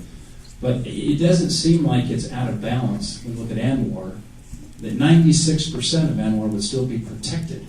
You're asking for 4% with the infrastructure readily available to hook up. And so if there was something we could do as a committee, we have the Secretary of Energy here, we have a significant part of the Energy Committee here today, what should we put on our to-do list so that we can hear the people of Alaska, as the United States Senate is the guardian of the states in many ways, the voice of the state back in Washington, what should we put on our to-do list specifically as it relates to allowing Alaskans access to that 4%? You can't imagine how much I appreciate that question, and how I know Governor Bullock and Governor Mead, both Governor Mead, the chair of the Western Governors Conference, Governor Bullock, Montana, the chair, co-chair of the Western Governors Association. We talk about this a lot as far as how do we engage with Washington on our situation, and not a matter of being heard, but let us control our own destiny. Thank you. So I think the message, and no one has been a bigger champion of this than Chairwoman Murkowski. She has led the charge on this. We have gotten things through the House. We've sometimes had a chance of trouble with the Senate as far as getting permission to have access to that. I would say it's just a matter of we won't stop. I know that Senator Murkowski, you won't, and thank you for not. We are going to continue to ask. I sometimes frighten the First Lady when I say, sometimes asking for forgiveness might be better than asking for permission, and she's afraid I'll end up with some federal institution of some sort of result of doing something I shouldn't do. But we're at the point now where we're saying if we can't have access to 4%, so we will ask once more. I know you've introduced the legislation. I guess we would ask you to support that and understand. I can't imagine. And I remember well, we don't have anyone here from California, so I'll use that example. Driving down Highway 101 a couple of years ago, and on my left there was a drill rig, 100 yards on the left, and to the right there was offshore drilling going on. I'm thinking, really? This is Highway 101, and and I'm not being critical of them doing that, but I just have a problem when we cannot control our own destiny because of a higher interest, a national interest, a higher interest, that 100% of that area has to be off limits to any resource development whatsoever. And I have had this conversation with Secretary Jewell way more often than she would want me to have it with her. But I'll do it again on Friday, because I will not stop until that message is clear. 4% is all we're talking about, and that will fill an empty pipeline. that will create an economy in the state that we need to have rebuilt. We don't have the cushion anymore. So the price of oil will rise. Yes, the world is going to convert over to a cleaner energy, but there's going to be, as the president himself said, there will be a bridge fuel. Oil will be the bridge fuel. Why not from one of our states? Why not from our country? And so I appreciate your offer of support. I'm certainly going to have been asked and will ask you to ask for support of others in Washington in your summer position to be able to say, and again, there's nothing like, I remember so well another Senator Murkowski that brought a group to ANWR. They got off the plane. One particular senator looked around and said, "My goodness, if we can't drill here, where can we drill?" And went back to Washington and voted against opening ANWR for drilling. So it's just, we have been kind of I don't know, it's just, we're kind of like the second home for some that say, I might never visit the second home, but I just don't want anybody there doing anything that would in any way look like activity. We need some activity. And the North Slope, Dead Horse, is the Las Vegas Strip of Alaska, where 90% of our income comes from. Every vehicle has a drip pad underneath it. Every vehicle has, it's the most protected area you can ever imagine. So I really hope that sometime we'll have a hearing, a field hearing at Prudhoe Bay, so people can see firsthand the kind of care and caution that goes in to what goes on up there, and allow us to have access to that 4%. I really thank you very much for that question. Thank you, Senator. Governor, thank you. And I'm loath to cut off this conversation because, as you know, this is clearly an issue that we have tried to advance for decades now. I am cognizant that there are some on our third panel that are actually going to be trying to catch the 7 o'clock jet. So I know Senator Barrasso had a question, so I'd like to turn to you. No, please. I would just, Governor and Representative, the President in his budget recommended that over $10 a barrel, he calls it the fee, the tax on American-produced oil, and I just wondered what that impact would be here for Alaska in terms of state revenue, jobs, the economy, the things that you're concerned about. Just if you had some brief comments, because people are obviously concerned about it. In a word, it would be absolutely devastating to do that when you have oil already at 26. Now, if you wanted to impose that on oil being brought in from foreign countries, I probably would support that. But on U.S. oil development, no. I'm very sorry to see that. That's a very painful pill for those of us that are tied to that. So we will oppose that, at least at my office. And, Senator, the Alaska legislature, both House and Senate, both sides of the aisle, have questioned it. Now, we need to do more, but it really is on top of everything else that right now many of us cannot accept it. Further questions? Governor, Representative Herron, thank you both for your leadership. Thank you for being here and for your comments today. Thank you very much. Thank you, boss. And we will now bring up panel number 3, an opportunity to listen to Alaskans from around this region, around the state. Our first witness this morning will be Ralph Anderson. Ralph is the president and CEO of Bristol Bay Native Association. He hails from Dillingham. He will be followed by Mr. Michael Black. Mike is the Director of Rural Utilities Management Services at the Alaska Native Tribal Health Consortium. Mr. Black will be followed by Steve Gilbert, who is the Manager of Projects Development at the Alaska Village Electric Co-op. If you hear us use the initials AVEC, that's what we're talking about, Alaska Village Electric Co-op. Then we will hear from Jack Hebert. Jack is the CEO of the Cold Climate Housing Research Center located in Fairbanks. Mike Hoffman is the Executive Vice President for the Association of Village Council Presidents, and he was also our tour tour guide this afternoon as we went off to Oscarville and did an exceptional job. We thank you for that, Mike. And Gwen Holdman, who is the director for the Alaska Center for Energy and Power at the University of Alaska Fairbanks. Gwen told me that she has just arrived, literally, from Finland. So to come from Finland to Bethel is no small feat in and of itself, so we thank you for your dedication as well. With that, again, I would ask you, and I know that this is unfair, but to try to keep your comments limited to 5 minutes each so that we can have an opportunity for questions and answers and the exchange after that we're all looking forward to. Ralph, if you would like to lead off, please. Thank you. Good afternoon, Senator, members of the committee. As the Senator introduced me, my name is Ralph Anderson. I'm the President and CEO of the Bristol Bay Native Association. Thank you for inviting me to testify today. I'll summarize my written testimony, which I already submitted for the record. I'd like to start with some background information about Bristol Bay and our energy situation. BB&A is a consortium of 31 tribes. Our region covers 44,000 square miles and is about the size of the state of Ohio. Dillingham is near the geographic center of the region and is our regional hub.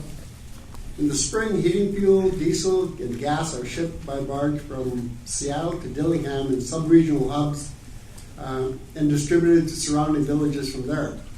Prices go up each time the fuel is handled. We're stuck all winter with fuel prices of the last barge in the fall. Our homes, all of our homes are heated with home heating fuel or propane, which is expensive. Electricity is generated in our villages by diesel power plants. Many of them are more than 40 years old.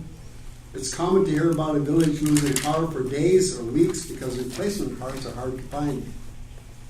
The vast majority of our villages are not on grids, are not on power grids, although some of them are just a few miles apart. So with high production costs, small consumer populations, the cost of electricity per household in our villages is very high. In Dillingham, we pay close to 50 cents per kilowatt hour. My electric bill for January was over $500. In 2010, we gathered village residents for dialogues about the future of our region. We held over 50 meetings in schools and community halls in 26 villages. The final result is the Bristol Bay Regional Vision. I already submitted a copy of that for the record. Our people said the high cost of energy prevents local business development and that reducing energy should be the top priority or top strategy to create sustainable economies. The top recommendation to reduce energy costs is to develop renewable energy sources to generate electricity, including wind, solar, hydro, tidal, and geothermal. We realize we have no control over the price of fuel, but we can control our uses of snow machines, ATVs, boats, outboards, and other equipment that are essential for our survival. We know that we can help bring down home heating costs by weatherization. We also know that we can have control over the cost of electricity. We have small alternative or renewable power projects throughout the region designed to meet local village needs and household demands. Senator Murkowski is familiar with the project Igiugig. Thank you for spending the time with us there last summer. Igiugig is a village of about 70 people at the mouth of the Kvichak River at Iliamna Lake. Igiugig is a test ground for Alaska's first ever river-powered electrical generators. It's powered by the current of the Kvichak River. The machine looks like a giant wheat thresher. And there are wind generators either installed or underway in other of our villages, such as an array of 15 operating at Perryville and single wind generators in other communities. Families are also installing wind generators at their homes and fish camps because they're becoming more affordable. In keeping with the Bristol Bay Regional Vision, BB&A is working with our Bristol Bay partners, the Alaska Energy Authority, Information Insights, and the Southwest Alaska Regional or Municipal Conference on the three-phase Bristol Bay Regional Energy Plan. I submitted a copy of that for the record already. Phase 1 was an inventory of energy-related issues such as high fuel prices, high construction and maintenance costs, high space heating costs, heavy dependence on diesel for power production or power generation, Phase 2 is now underway and includes a benchmarking project, which is an inventory of all non-residential buildings in 27 communities. A regional energy efficiency and conversion strategy will be developed in this phase. Phase 3 will develop a list of energy projects and priorities to carry out the strategy. I want to spend a few minutes talking about LIHEAP. Due to high costs, few jobs, and low family incomes, many village members rely on LIHEAP to heat their homes. Alaska Heating Assistance Program, ACAP, also helped many families, but Governor Walker recently cut that program altogether. We'd like to modify LIHEAP so we can meet other home heating needs, such as helping to cover the cost for weatherization, for energy-efficient appliances, and for modern heating systems. We need to help families at the borderline of qualifying for LIHEAP under current law so they don't fall through the cracks because the governor cut ACAP. LIHEAP assists families up to 100% of the poverty guidelines, and ACAP assists those between 150 and 225. There are families who qualify for ACAP but don't for LIHEAP because they're just a few dollars above the LIHEAP guidelines. ACAP is now gone, so they'll receive no assistance at all. Either that or to qualify for LIHEAP, one of the family members would need to quit work. We need to solve our existing heating and electrical problems. We need action to improve our current situation. Thank you, Senator Murkowski and Senator Cantwell, for developing S-2012, the Energy Policy Modernization Act. My first take on it is pretty simple. I like it. We don't need any more studies or plans to build mega projects that will never reach Bristol Bay or Alaska. We need to have hydro projects, such as the project at Igiugig, designated as renewable energy project. We need to weatherize homes and public facilities. We need to have villages that are just short distances apart, connected together on grids. Through the Bristol Bay Energy Plan, we're just now beginning to find ways to meet our energy needs. But our plan is not yet done, and we'll need help putting it into action. The Secretary mentioned regional energy partners. Well, we want to be one. Basic energy efficient infrastructure is a top priority in Bristol Bay, and we're mindful of the role of fossil fuels in climate change. The transitions to other energy sources are taking place, but they're taking place slowly. We need to keep our villages alive. We keep them alive by continuing to fund our supplies of diesel and home heating fuel until other energy sources are in place. I'd like to highlight 6 of the recommendations that I've listed in my written testimony. 2 of them are for the Secretary. Tribal energy needs to be a priority and aligned at the highest level of DOE. We suggest the Deputy Secretary position or level. Tribal energy must be a dedicated line in the DOE budget. And for the panel, for the committee, and even for DOE, we think that every home in Bristol Bay should be weatherized by 2025. We volunteered to be a pilot project or demonstration project that can be developed for the entire state. I think all the homes in rural Alaska would be an absolutely phenomenal legacy to have every home in rural Alaska weatherized. Establish an energy revolving loan fund for individuals to make energy efficient home improvements. Support transmission lines to connect rural villages for greater economies of scale. Establish energy clearinghouses in rural Alaska to gather and share information. Again, thank you for the invitation to testify, and I'll be happy to answer any questions. And I'm sorry if I overextended 5 minutes. Ralph, thank you for your comments. Thank you for being here. Michael Black, welcome.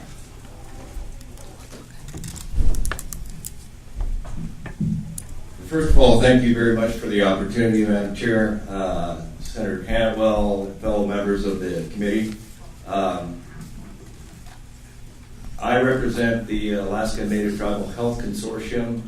My name is Michael Black. I am the Director for Rural Utility Management Services. And you might wonder, why is a health organization appearing for a group to talk about energy? But let me draw the reason. First of all, the Alaska Native Tribal Health Consortium is the largest consortium of tribes in the United States, and it delivers health care throughout the state with our regional partners. We run Native Hospital in Anchorage, as well as many other research efforts into Native health issues, as well as nutritional issues and so forth. We also have a very large group of community health aides that provide primary health care in rural Alaska into over 200 communities and villages. We also are very concerned about, of course, infectious diseases, and so we have assumed the responsibility of the Indian Health Service for the provision of water and sewer in many communities throughout the state. We do this in cooperation with the state of Alaska through their Village State Water Program. But as such, we are very interested in being able to provide proper sanitation to households. In this region, 1 out of every 3 infants is hospitalized each year for lower respiratory disease. And that's because of the lack of adequate water and proper sanitation. So as you can see, our vision as an organization is that Alaskan Natives are the healthiest people in the world. That cannot be achieved if sanitation is not provided. So what does this have to do with energy? In the United States, 4% of the total energy of the United States is used for water and sewer. In Alaska, it's considerably higher, as you might imagine, just from your examination of the environment we're in. Water and wastewater is prone to freeze, so therefore we require energy both to move it from one place to another, as well as to keep it from becoming a solid. What we have estimated is that approximately, in villages, that approximately 30% of the total energy use is for water and sewer, in the form of heat primarily. Although electricity to drive pumps and make mechanical devices work that are necessary for water plants, that's certainly an important part of the energy use. But most of the energy we see is actually to heat the water, and in some cases even wastewater, so that it will be able to be disposed of properly and, of course, delivered to homes. In our examination of the budgets of these small tribes and cities that are operating water and sewer services, we see that the total cost of operating sanitation services, about 40% of that is related to the cost of energy itself. In 2010, we began a program called the Rural Energy Initiative because of our recognition of this issue. And actually, that program began with ERA funding from the United States government, and it was used to do and conduct a number of energy audits. In fact, today we have audited 50 communities, 50 small community systems in various parts of the state, primarily in the colder environments. And what we mean by an audit is we mean a team of mechanical and electrical engineers combined with operation and maintenance specialists visiting facilities throughout the state and examining its energy use and where energy efficiencies can be derived, as well as where we can take advantage of renewable energy opportunities. And from that effort, we've been able to put together a plan, if you will, for 52 communities today. Of those 52, we see a large number of them could benefit from energy efficiency work. And so therefore, we've begun using funding from various sources, including USDA, the EPA, but primarily from USDA's RABG program, Rural Alaska Village Grant Program, and that has provided a great deal of resources and benefit to communities. When we go in, we identify those inefficiencies, and we're able to address the changing out of antiquated or inefficient components of those plants. Also, and very importantly, the training of operators. I think there's no doubt in anybody's mind that's examined the energy efficiency issue is that if you just change out plant components, you will not achieve the efficiencies. You have to actually train and change behavior of the operators themselves, or those that are actually making decisions daily as to how energy is used. So we've seen a substantial benefit from that effort. We've also seen a substantial benefit from working with our partners, such as AVEC and others, on renewable energy solutions. Heat recovery alone provides a huge benefit. And heat recovery, for those that are unfamiliar with how villages actually generate power, it's mainly through a diesel generator, and that generator gives off heat. That heat is lost to the environment oftentimes if it's not captured through a heat recovery system. We take every bit of that heat that we can get and we can put it into the water system and avoid having to fire our boilers and to try to keep that water from freezing. So that's been a very, very important part. Now, where did we get the funding for that? Primarily from the state of Alaska through the Renewable Energy Program. And I must say, it is disheartening to realize that the state of Alaska will not be able to put that much resources into renewable energy under its current fiscal situation. We certainly have had major benefits from it. We've also used waste heat from wind turbines that would otherwise be blowing the energy being produced at night or in a low demand period into the atmosphere as well. So if we can purchase that, as we've agreed to with AVEC, at a discounted rate, we can put that electric energy into resistive heat and put it into the water and wastewater systems as well. We have used biomass where timber is available. You may have seen down at the waterfront, there was actually timber available here in Bethel. It comes from upriver. Any places where we have standing timber, we can use a local resource instead of imported fuel. And that certainly does a couple things. It certainly reduces the cost, but more importantly, it creates local jobs. And that helps the economies themselves. I would like to now touch on the final aspect of our rural energy initiative, and that is remote monitoring.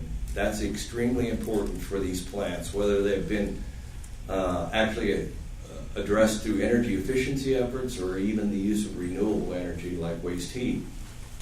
If you're not monitoring their success or their performance, it's very often that they will lose the efficiencies that you've actually tried to put into them. So we use a system of remote monitoring. Currently, we're monitoring about 25 remote plants around the state.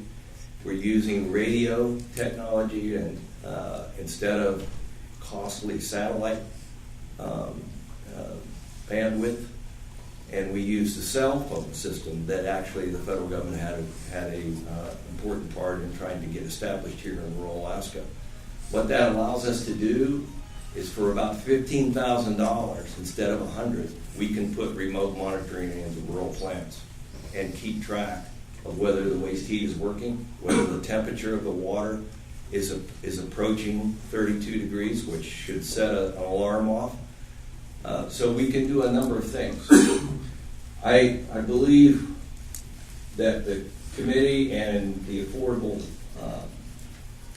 Energy Act or Modernization Act is extremely important, and it has a number of components that we find interesting.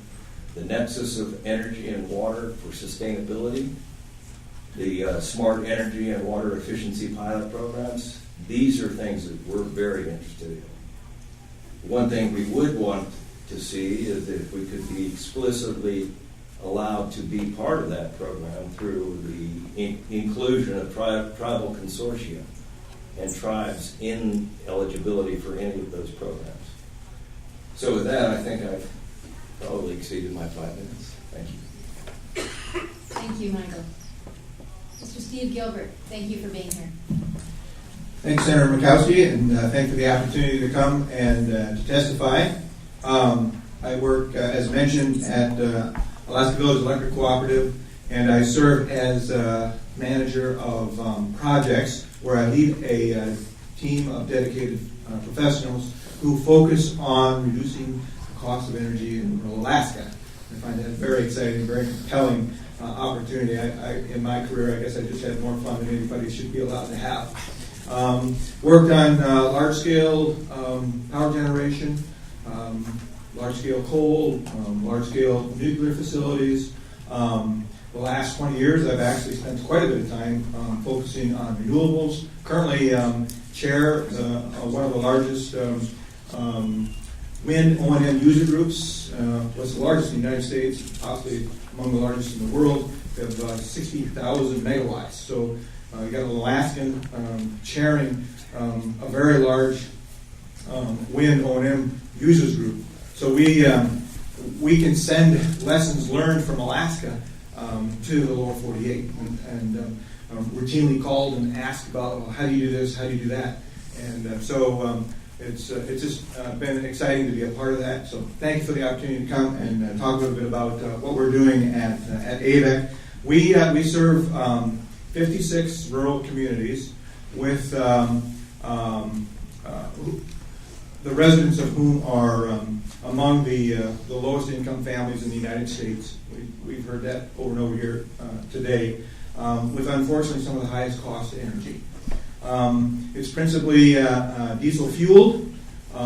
We do generate 6% of our total power with wind power. We operate more wind turbines than any other company in the state of Alaska. We have 34 wind turbines serving, located in 11 communities and serving 15. So the way we do that, of course, is with electric interties. We have 48 power plants serving those 56 communities. Again, those interties give us the ability then to gain what we would otherwise not have access to, and that is economies of scale. And when and wherever possible, we try to build interties from one community to another. We will serve then 2 communities or 3 communities from a single power plant, and then convert the other power plants that we've shut down to standby duty. We save on operating costs, and we also enhance efficiency through those mechanisms. We're doing that now, and we want to do more of that. And so the federal government and especially has helped us through the high energy cost grant programs and the like. I was going to mention a couple things. Technical support for our company. I mentioned that we have 56 communities that we serve. Our technical support, i.e. engineering, administrative services, billing, that sort of thing. We are an electric utility after all, so we send a bill to everybody once a month, and hopefully they send us a check back. And so that all comes out of our Anchorage office. I'm going to put my cheaters on, my $5 cheaters. I'd like to tell everybody that I'm a chief utility engineer, and my boss likes to remind me that, Steve, no, you should say frugal utility engineer. The villages that we serve do reflect not only economic poverty, but energy poverty. And I'll try to underscore that. Our first witness mentioned this. The national average is somewhere around 600, 650 kilowatt hours a month. AVEC's customers are around 350 to 400 kilowatt hours a month. So people are working diligently to control their costs, but their costs are substantial. Driven principally by diesel and the cost of transporting diesel, and economies of scale, which are difficult for us to access. In Alaska, if you think broadly about Alaska, there's roughly 325 communities. 100 or so of those are rail belt communities, and that leaves 200 plus as rural communities, and those are all supplied with standalone. This is an important key, important differentiation here. Standalone microgrids. I know at the DOE, many of the colleagues that I work with, we talk about microgrids, but those are effectively grids within a grid. That definition is important to understand that definition, because that can sometimes serve as a hindrance to funding opportunities. Because our grids are standalone. We don't always have the ability to tie in to other grids. We try to tie communities together, but then we create a single grid. It's still would qualify, I think, as a microgrid from a size perspective. Again, putting things into perspective for Alaska, statewide, all the utilities together generate about 6,300 gigawatt hours of sales. That's about 50% of the city of Sacramento. So again, we struggle with economies of scale. 77% of that energy was sold to the rail belt. That's our urban communities. 13% to Southeast, Juneau and all the communities there, and then about 10% to rural communities. So where we are today. Anchorage, Fairbanks, Juneau, the average is roughly 15.8 cents per kilowatt hour. Capital investment. Here's another stark differentiation. In the utility business, we look hard at capital costs, operating costs. Those are our two big main categories. So capital costs to serve rural communities per customer is about $17,000 per village customer. So think about $17,000. That's the infrastructure we have to install, power lines, power plants, and the like. Compare that to lower 48, it's about $2,500 per kW. So it gives you a sense of the hurdles that we face. Diesel generation, so if we want to install a new diesel power plant, it's about $3,000 per kW installed, a kilowatt installed. That's a quick reference that we use in our industry. Wind generation, I already said, I'm a big advocate of renewables because it's flat price power.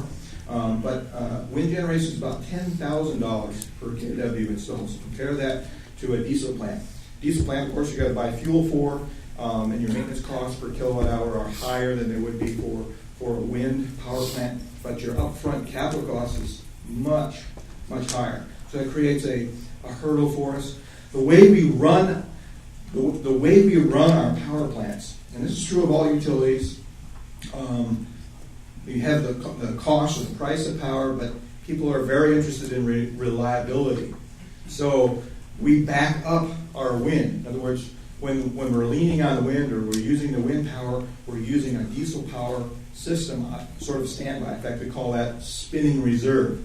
Currently, we're basically forced to carry about 100% of that capacity for balancing purposes. There are mechanisms that are off the shelf. We call it grid bridging, which would give us the ability to use a much smaller engine in parallel with our wind power. So that would substantially increase our penetration of wind. I mentioned that we have 11 locations where we have wind turbines now. 6% of our total system is generated by wind, but if you go to those villages where we have the wind installed, we're exceeding in some cases 25% of the total power for that community generated from wind. We believe we can exceed that with things like grid bridging. It's a concept, but it's based on off-the-shelf technology. We can put that together. It's actually being used in other segments of industry. As I mentioned, I'm a chief utility engineer, so I'm always looking for opportunities that already exist. So a point I guess we've already made, but sustainable communities must have jobs and essential services, the underpinning of which is low-cost energy. Federal help needed. The Denali Commission has been a fantastic partner that AVEC has been able to partner with and served as a mechanism. where federal dollars can be brought to bear to help us lower the cost of energy in rural Alaska. I mentioned earlier the high energy cost program. That has actually funded several of our interties, and we have one actually in process right now. We understand that funding for that program is in peril or perhaps already largely curtailed, but we would admonish some consideration to channeling funding through that program again. Transmission funding to enhance microgrid or standalone microgrid efficiency, grants and loan programs to develop renewables and alternatives. We see that as a huge benefit and opportunity for us to lower the cost of energy in rural Alaska. And then energy independence, we've heard that talked about a little bit, maybe a lot of it. And it has to do with locally grown, if you will, or locally produced energy. And that's what the renewables do for you. And maybe it's a higher cost up front, but it's a lower cost over time. And so that's the direction we would like to go. That's the direction we'd like to transition to. So specifically speaking, interties between communities to enhance economies of scale and mechanisms for helping us fund those. Grid bridging to increase renewable penetration. Thermal storage, Mr. Black alluded to that. That's where we recover heat from our engines and use that to deliver heat to community facilities. That allows the community to avoid burning fuel in their boilers. And the wind to heat. This is very exciting. We actually had 4 of our existing installations where we were actually having to shed the wind. In the wind business, we call that curtailment. You actually let the wind go by your blades because it's more wind than you can use at that moment in time. Well, we've come up with a way where we can turn on and off electric boilers in water plants, and it allows these communities to avoid thousands of gallons of fuel a year. Some of them are around 8,000, some of them are over 10,000 gallons a year. So working closely with AMTHC, we've got 4 of those in place now. There's more opportunities like that. Training of personnel. We're going to transition to a model which is actually more complicated. So training of personnel. I mentioned participation in the National O&M Users Group. Our subject at the spring meeting is training. And what does it take to train people? What skill sets do people need? And so finally, I was going to just mention, we are very interested, and I think you'll hear about that from Ms. Holdman, and that is the Alaska Energy Network Innovation Hub. Thank you, Steve. Appreciate it. Jack Hebert with the Cold Climate Housing Center. Welcome.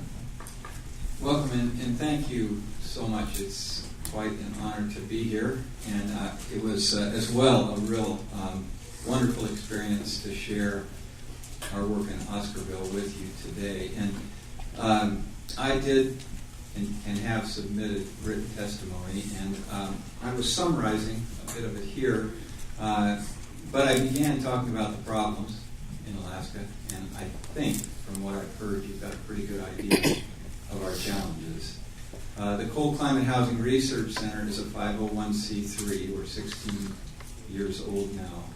We're on the campus of the University of Alaska in the center of the state, but we are state and privately funded and federally supported.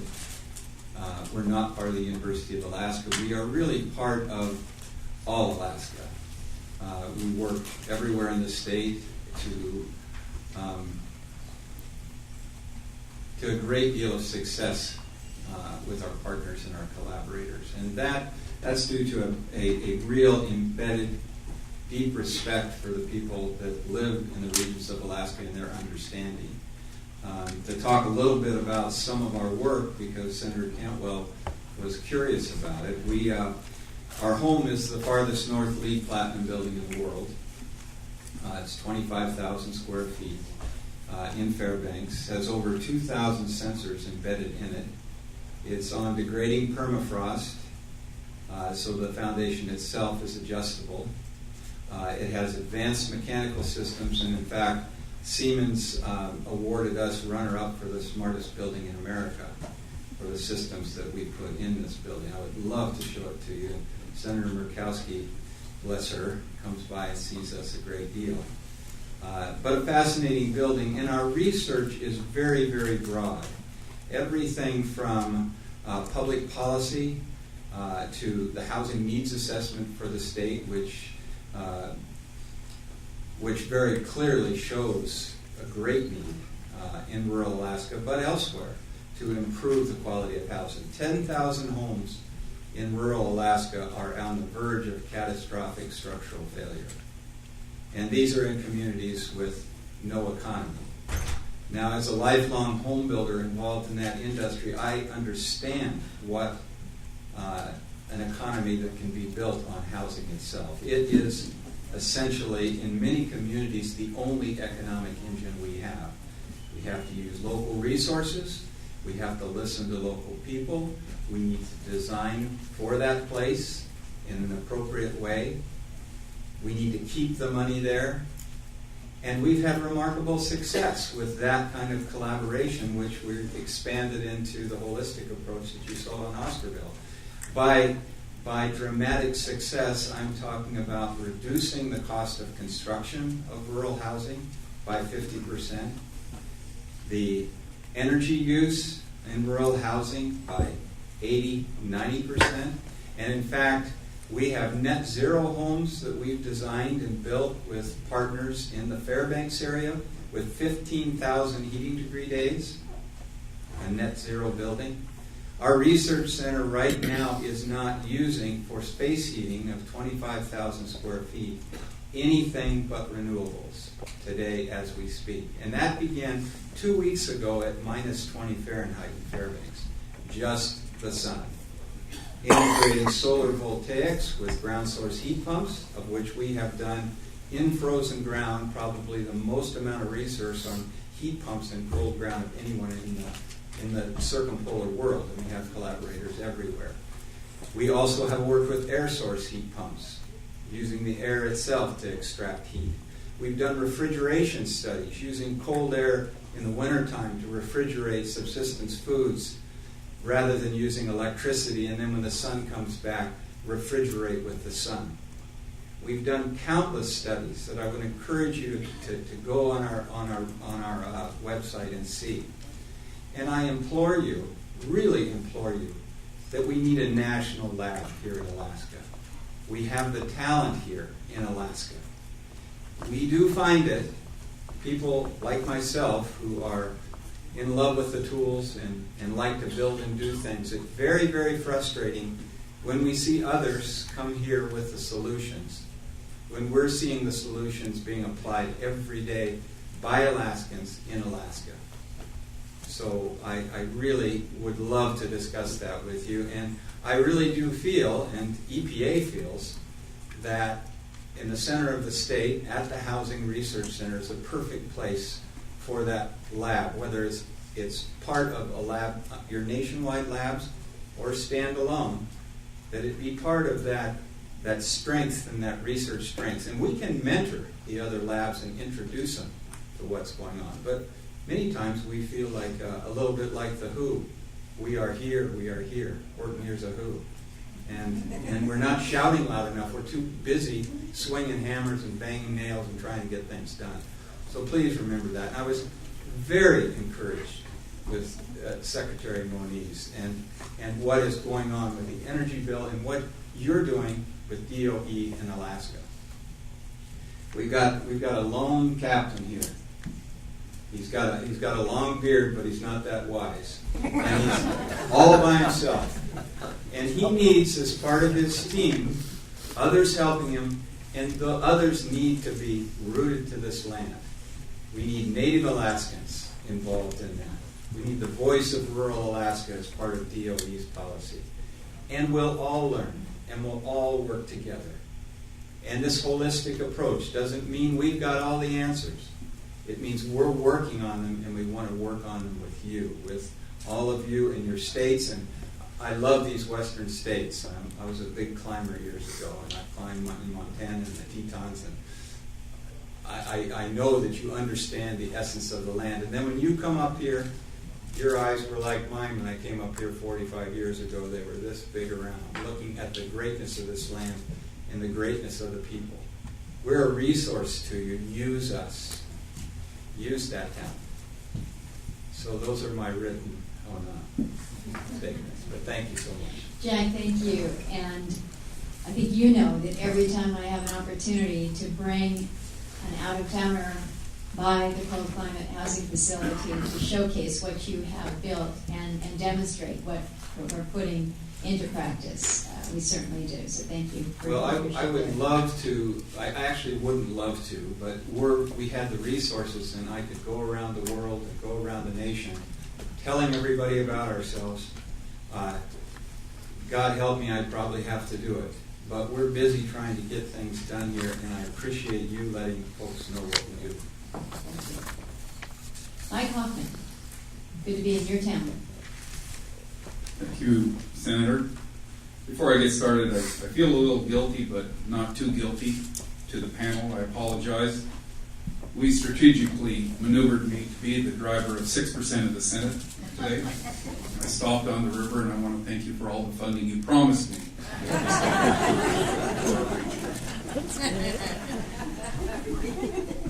Welcome, Madam Chair, Secretary Moniz, and the members of the committee. Glenn Chuknuk for inviting ABCP to address you regarding the tribal issues and solutions we face related to energy in our region. My name is Mike Hoffman. I'm the Executive Vice President for the Association of Village Council Presidents. We are a consortium of 56 tribes. My Yupik name is Asivagan. I was born here in Bethel and I was raised in this region. In a region that we have the lowest per capita income, one of the highest rate of unemployment, and the highest rate of suicide in the nation. We live in a region where we don't have tourism, oil, gas, forestry, and our fishing is depleted. But we have a very rich cultural way of life where 61% of our population still speaks our native languages and practices our subsistence way of life. Not our lifestyle, but our way of life. It's perplexing to us the cost of energy and transportation that has risen so dramatically in our region when the price of fuel has decreased across the nation. We've heard it said a number of times today what everyone's paying in America, but what we're paying here. In our region, it's the size of Oregon that has no roads connecting any of our villages. And the price of oil today is less than $30 a barrel. It costs us over $300 to fly to Hooper Bay, which is about 154 miles to the west of Bethel. Versus 11 years ago, in 2005, when the cost of oil was 50% more at $58 a barrel, and the cost to Hooper Bay was $145 a barrel. In 10 years, the cost of transportation has increased, while the cost of oil has decreased. Our region would like to know who's regulating the energy that comes to rural Alaska, and how can we honestly justify this? This continues to leave our families to make a very tough decision every day in our region. Fuel or food. We've heard it a number of times. I've seen it firsthand in our villages, where families every night, whether they need to get 5 gallons of stove oil or food for their children in the morning. Our people here cannot improve the quality of life without allowing access to basic needs at affordable costs. Water, health, safety are basic needs that all people in villages, not only in Alaska, but across the nation, need help with. As you see today in Oscarville, that issue still exists. The staff at ABCP work very hard to improve the quality of life in this region. Working on reducing energy costs through innovative ideas, we've been working on long-term solutions and short-term solutions. Senator Capito, I know when you asked the question to the governor on gas line coming down into the interior, how are you going to distribute it to the rest of the state? Well, we have an answer here. One of our long-term solutions our tribes and partners are developing is a freight energy corridor connecting the Yukon and Kuskokwim River together at its closest point. These are the 2 lifelines that run through our region. We're preparing our region to be ready for when the state of Alaska completes the gas line from the North Slope to interior of Alaska. From there, we'll be able to access the natural gas and bring it down the Yukon River to the corridor across to the Kuskokwim River. It's about 40 miles across. The goal is to improve commerce, reduce energy and freight costs, and position this region, for Alaska's natural gas economy. We've completed 1/3 of the design and study of this freight energy corridor with funds from the state of Alaska, the Denali Commission, and our tribes. We and our partners are inviting the federal government to join our efforts to complete the design study phase of this project. Our short-term fix, and I have to always, my friend Jack here always says it, is conserving energy, and he does it very well. We're learning down here in our region. Our region is partnering with Cold Climate Research to build 6-star energy-rated homes through an integrated truss design. Homes that will burn 80% less fuel than a conventional home. In a region where the price of fuel is well over $6 a gallon, where the cost savings could be put towards fuel, food, mortgages, or other necessities other cities enjoy. But what we're really excited about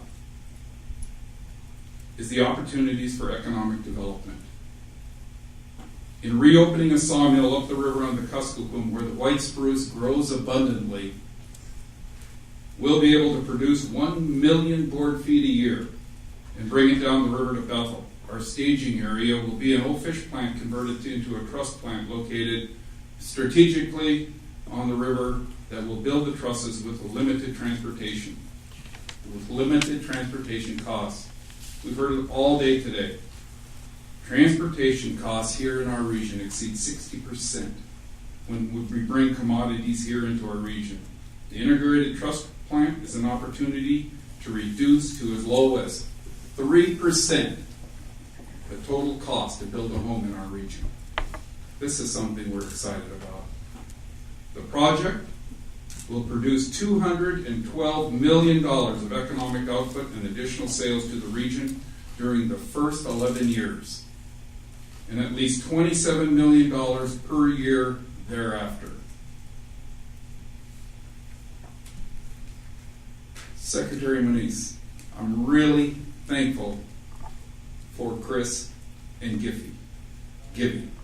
I see them sometimes more than my own family. They've been in our states, especially Chris. I said to you today that you're in the state all the time. Do you ever go to any other states?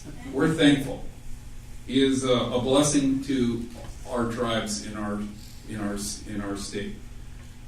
There's an opportunity for federal government to shine through the Department of Indian Energy. Currently, their budget has only been $15 million a year to work with, and 7 staff working with all 567 tribes in the nation. They need help. Through the Office of Indian Energy, we'd like to see more intertribal technical assistance agencies and funding for the development of energy infrastructure and efficiency. We need to plan for the future, where our homes, facilities, and energy infrastructure is robust, and we need to eliminate our need for energy subsidies and assistance. In our region, our definition of energy is more than the price of gas at the pump, more than the price of a barrel of oil. When we think of energy, we think of food we need to gather to eat so we have the day-to-day energy to take care of our families. Our Yupik word, okok, which is translated is oil. Seal and whale oil for many years was used to provide nourishment for our people, light and heat for our homes. And with the thoughts and the ideas that we've heard today and in Oscarville, hopefully we can increase the income, reduce the unemployment, and reduce the suicide in a region that wants and needs this change. Quayana. Thank you. Gwen Holman. Good to have you and your expertise with us.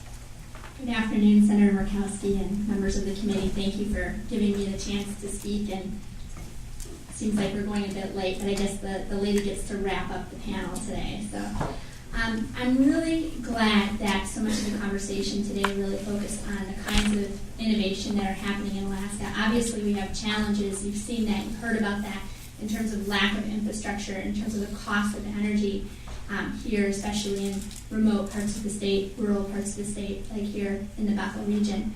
But I think that this issue about innovation and creativity in Alaska, and this is something that really spans back to the days of the first Alaskans, that kind of their spirit of innovation is necessary to survive and thrive in this kind of environment. And I think that that's something that carries through to our energy industry today. We currently, according to Navigant Research here in Alaska, have about 12% of the world's hybrid microgrid energy systems. We're considered a global leader in this particular area, and this is something that I'd like to talk a little bit more about, because of course there's innovation everywhere. Every one of your states has innovative things going on. Senator Cantwell, I've been very impressed with what Washington State's been doing in this area. We really want to expand our partnerships with some of the kind of companies in Washington, because there's some fabulous things going on there. But for Alaska, I gave some examples in my written testimony. I think I'll use a more personal story here. Secretary Moniz mentioned the Chena Hot Springs geothermal power plant, which I believe may have received the only R&D 100 project award from a project in the state of Alaska. And I was actually the lead engineer developing that particular project. I worked in the private sector for a long time developing projects like that one. And this is a perfect example, just to kind of give an example of where Alaska ingenuity and Alaska expertise comes in. We worked with a Fortune 500 company, National Labs. This was funded through the Department of Energy, so we're very appreciative of that. The Geothermal Technologies program's been very, very good in Alaska. They've done a very good job. We wanted to develop a geothermal power plant at very low temperatures, and so we were able to do that, working again, like I mentioned, with a Fortune 500 company, large, very smart people. I was the only Alaska on-site person working on this project. But at the end of the day, we were able to get that geothermal power plant to run, and that was a really wonderful and innovative opportunity for me as a young engineer to be involved in that. But we weren't able, the people that we were working with that were from other parts of the country, never figured out how we could economically island that system and be able to turn off the diesel and run off 100% renewable energy. That's tricky. That's challenging. Secretary Moniz understands that this is not a simple thing. Just being able to install renewables doesn't mean that you can isolate your grid and run off of local energy sources. It's trickier than that. And this is kind of where Alaska expertise really comes in. We have utilities here in Alaska that are pushing the envelope in ways that is really uncommon in the United States. There's communities that are running typically, in utilities like AVEC, above 50% penetration of wind energy, variable resources like that. That would make a utility and a manager in the lower 48 quite nervous.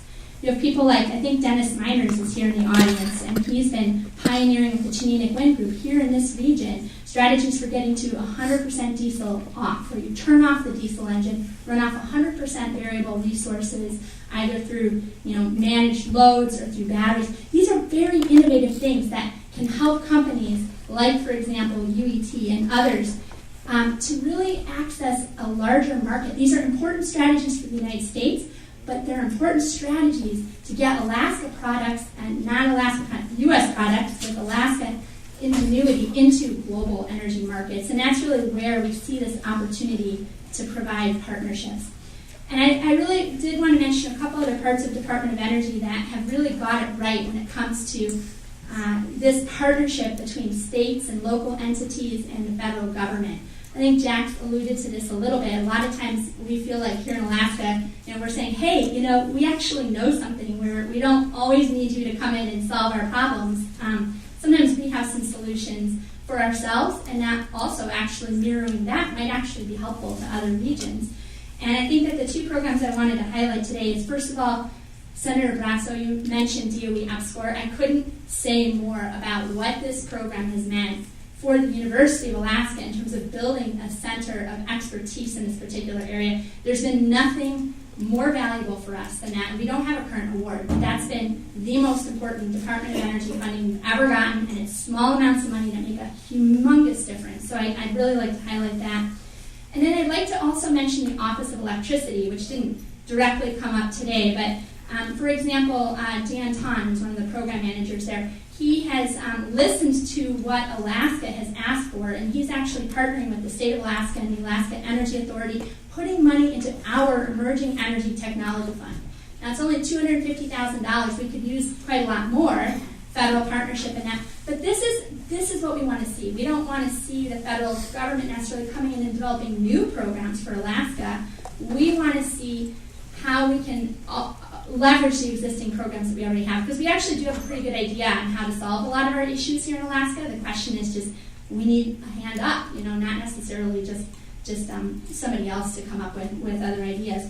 And I think one, small example, another one is Imre Juk, also with the Office of Electricity, working with the Clean Energy States Alliance, partnering with states to figure out what kinds of projects and what kind of partnerships we can do, and then pulling in national labs where we need their expertise, because they have a real role to play.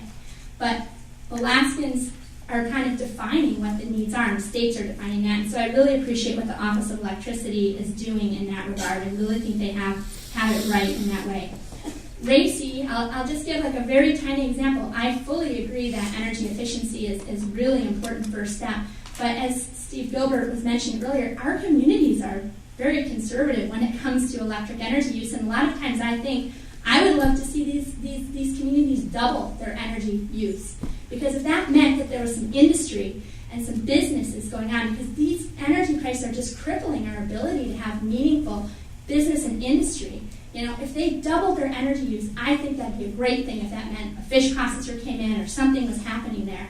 So I think it's the wrong metric. We need to be looking at displacing diesel fuel, not reducing our energy use. If everybody leaves the community, they'll cut their energy use. But is that really the goal? That's not what we're trying to accomplish. So I think really thinking about how we want to define our program goals is pretty important in that respect. So I think what I did want to mention in particular is I put a lot of thought, because I'm a proactive person, into what we could actually do to develop a new kind of partnership with the Department of Energy and with the federal government that's taking advantage of Alaska's expertise.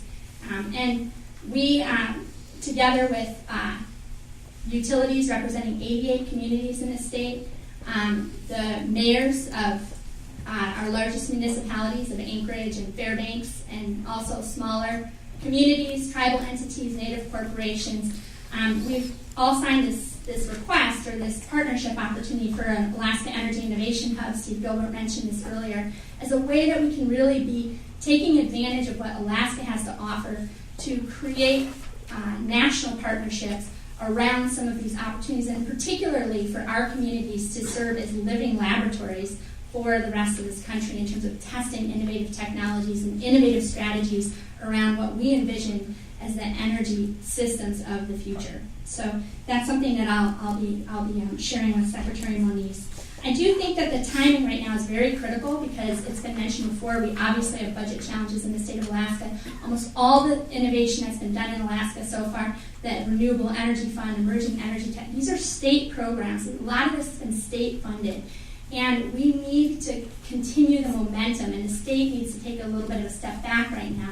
It would be a wonderful opportunity for the federal government to step forward and kind of continue the momentum in what we're doing here in the state of Alaska. One other small example is, I mentioned, and we've heard before, that Alaska is kind of considered a global leader in these areas. Well, we recently have formed a program that the U.S. is leading under the Arctic Council. It's called the Arctic Renewable Energy Networks Academy. It's a training program for people that are interested in developing renewable energy systems on small, isolated communities in the Arctic. And this particular project was proposed by Alaskans. It was actually part of the bill that Representative Herron and Senator McGuire sponsored through the U.S. through the Alaska legislature. And this program is co-leads in Iceland, in Canada. It has Finland on board as a co-lead, and several permanent participants of the Arctic Council. And all of them are putting in resources to sponsor this program, which will be here in Alaska, and we're planning to come here to Bethel, to this region, to highlight Alaska, what Alaska is doing in this particular space. And the only organization that's a sponsor of this program that's not funding it right now is the U.S. government, the lead organization. And this is the one program that it's been put forward by the U.S. government under the Sustainable Development Working Group, and there's no funding. The state of Alaska's put funding in, but not the lead sponsor. So these are the kinds of examples of where look for what the states need, what we're putting forward, and then find partnerships in that area. So thank you very much. Well, thank you, Gwen, and thank you all of you. I think you noticed that some people are leaving, and it's because Alaska Airlines is leaving, and some of our witnesses, Mr. Anderson had to leave, and some others will as well. So we've got about 15 minutes, which is not near enough time to query you all after this good presentation. So I'm going to start with a lightning round, because we've had an opportunity to expose these 5 senators and Secretary Moniz to a little glimpse of what is out here in the region with Oscarville and kind of this holistic concept that Jack led some of the discussion on when we were at the school. I'm going to keep bringing more colleagues to Alaska to see how we are pioneering and innovating, not only to help Alaska, but to help other parts around the country and the globe. If you get one project, one community, one initiative that you want to have a group of congressional members to see, what would it be? And I know that Ralph would suggest that we need to go out to Igiugig and we need to see the turbine that is in the river there, which is phenomenal what they're doing with that community. Mike, where would you have us go? Kivalina. Where? Kivalina. Kivalina. To look at our new, we were working with Cold Climate on an in-house system that can actually be moved with the home for sanitation purposes and rainwater catchment. But I would suggest that everyone could benefit from looking and seeing how well that's accepted, but also what kind of public benefit from a health standpoint could be derived from it. It's pretty cool. Steve, where would you take people? Oh, there's a lot of opportunities. No, you get one. You get one. Well, I would love to showcase our wind to heat and demonstrate how we'd like to do more of that. Wind to heat. Jack? North Tarvik, the moving of New Talk by the people. Brave people making a difference in a pioneer village in place. Excellent. Mike? The factor that you're here is already helping me and New Talk, what they're working, but I would like to bring them out to see what we're doing with the freight energy corridor. What? I think I'd have to pick Kodiak Island, where they've been able to get to 100% renewables year-round using a combination of wind, hydro, batteries, and flywheels. And I had an opportunity to go out to Quig, and we were, what was it, it was the first day that we were entirely off of diesel, and everyone was loving the fact that it was so quiet. Colleagues, questions? Secretary, do you want to lead off, or? Usually get to ask. Senator Kayla. Well, thank you, Madam Chair, and I really applaud this panel because I think this is the future of Alaska.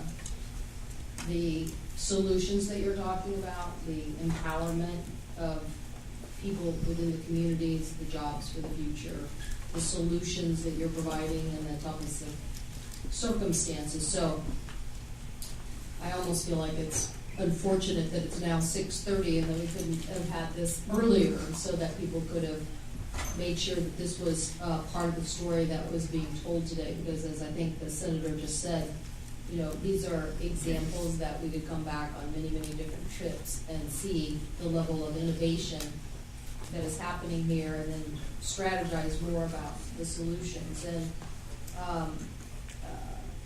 Mr.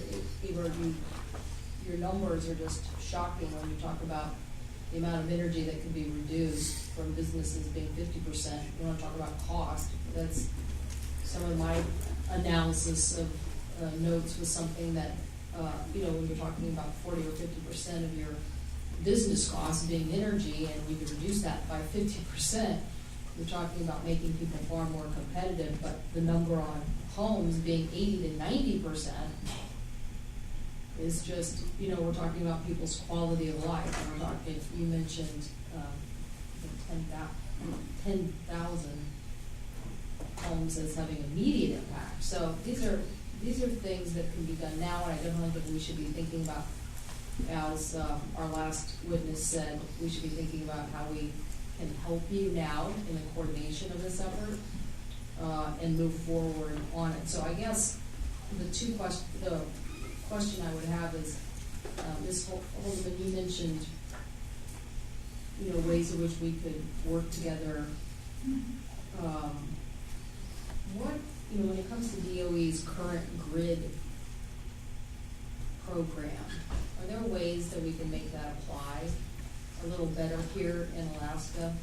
Because it's problematic for using the resources. Absolutely, and I think that this is something that I think Mr. Gilbert touched on earlier. This is sort of an issue where right now, and this is something that probably the Senate Energy and Resources Committee could look at, the definition of microgrids technically excludes all of Alaska communities, okay? Because it says that a grid has to be able to connect and disconnect from a larger grid, and we don't do that.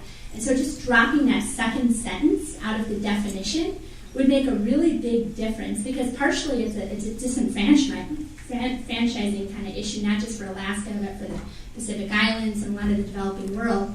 But secondly, it does kind of provide some limitations on what kind of funding that we have access to, because we have to sit around and wait until there's funding opportunities for remote or islanded systems. And we view the kinds of things that we're doing here in Alaska as completely applicable to what's going on in terms of modernizing our electric grid in the United States. And we don't want to be a unique case, okay? We want to see how what we're doing can be leveraged to modernize our grid nationally. And that's really something that we'd like to ask all of you for help in getting people to understand that we're not just this little subset, but what we're doing is totally relevant to the rest of the country, and how can we kind of bring that together? Thank you for that explanation. I think that's so important, because obviously you are legal on microgrids, and just because of the nature, you're not connecting to a large, so it doesn't mean that you're not having applicable information and demonstration. And then, Mr. Ebert, I'm a big fan of this regional clean energy partnership, the commitment that we've made. You mentioned having a national lab partnership here. What if we had the regional investments? What would you do? What kind of partnership? What would you focus on? Well, I think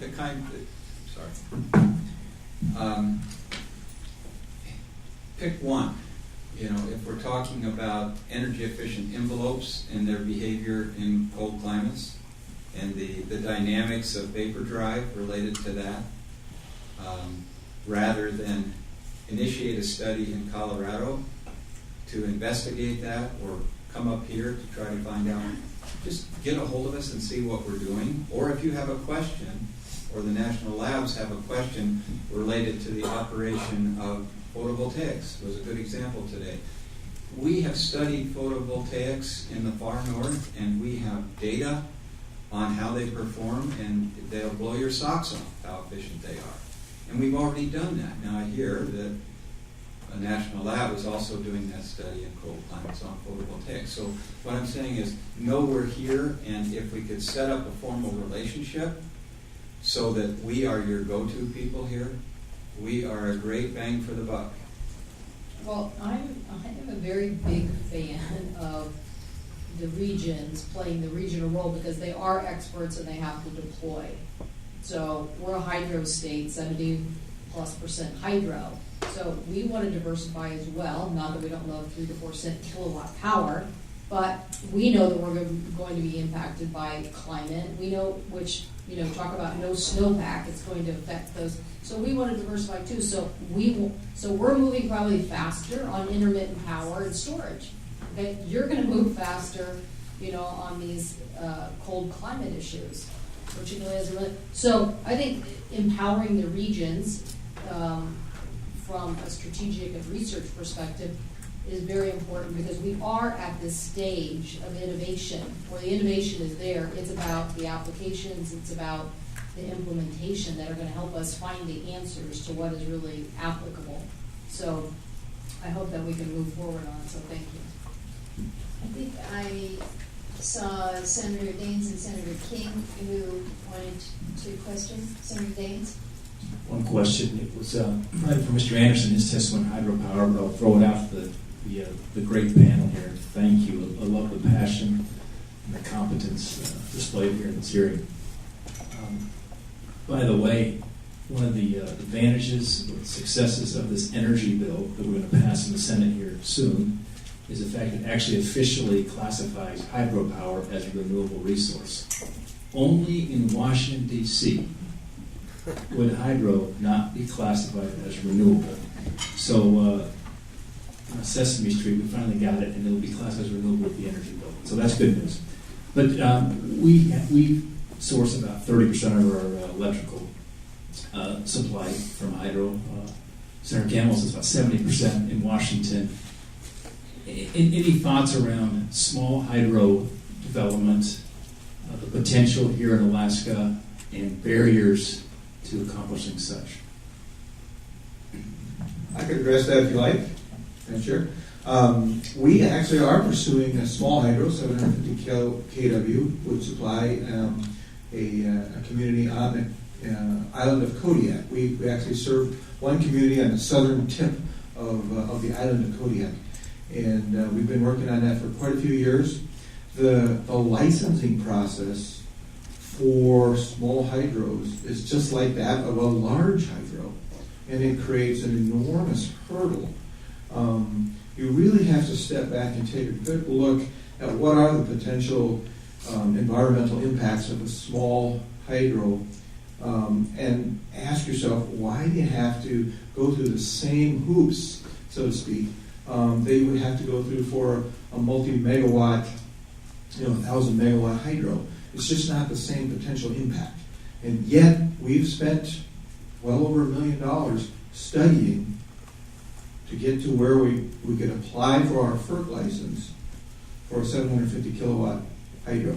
It's still we see it as a substantial benefit for the community. It's flat price power. The price of water doesn't change over time, but that NEPA/FERC process, if you will, is an enormous hurdle to small hydro.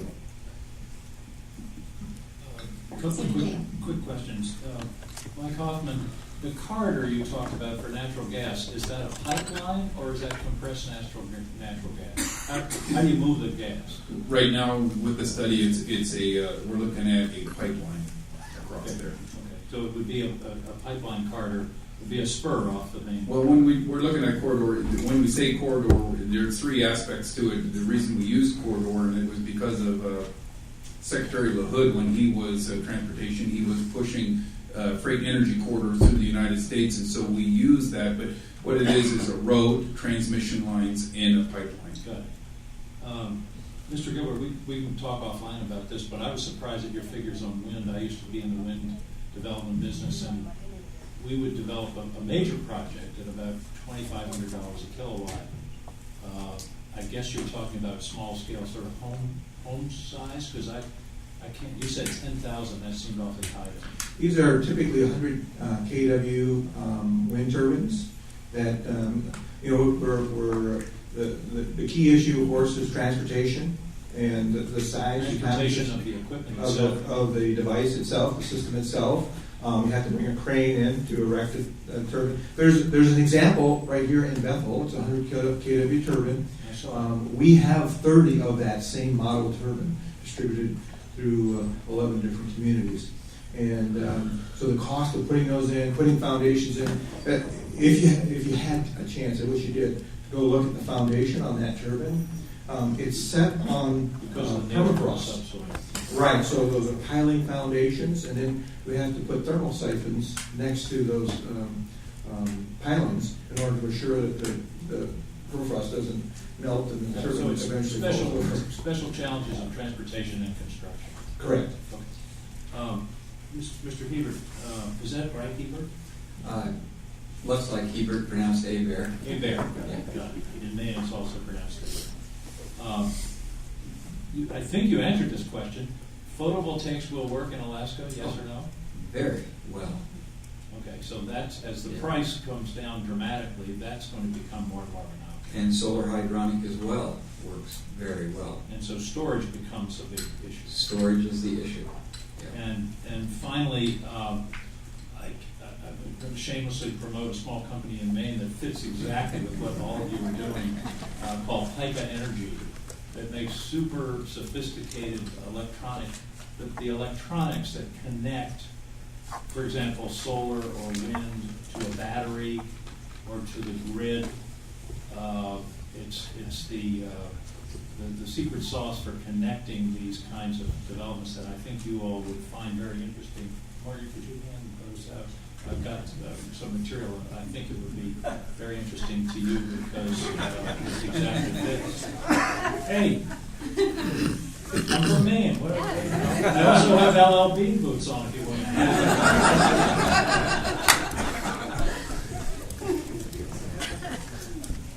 Thank you, Madam Chair. Senator King, if I could add just something on the storage area, the storage issue, that's one thing that we've been able to use the water tank that's often found in these villages. They're called a fill and draw system, where once a year you make enough water to be used by the entire village for that year. Adding a few BTUs to that water tank is a great battery, if you will, for solar as well as wind. So that's been one of our answers. I think that's one of the biggest things, and I know Secretary Moniz is working on this, is storage. That will unlock enormous potential of solar and wind once we can deal with the intermittency. We think we can get through the heating load when we don't have the sun next year with thermal storage tank that we've got. We just want to get it up to just under boiling.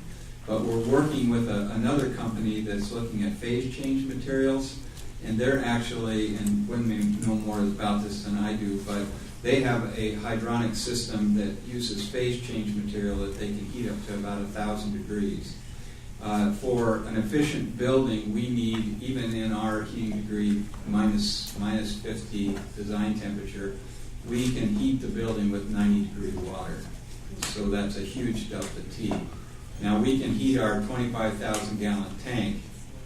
It's a buried railroad tanker, super insulated. We can heat it to about 200 degrees, and we think we'll be able to squeak by with that for thermal storage in midwinter. I love the idea of a buried railroad tanker. That's Alaska ingenuity. Actually, Bernie Carl gave it to us. So.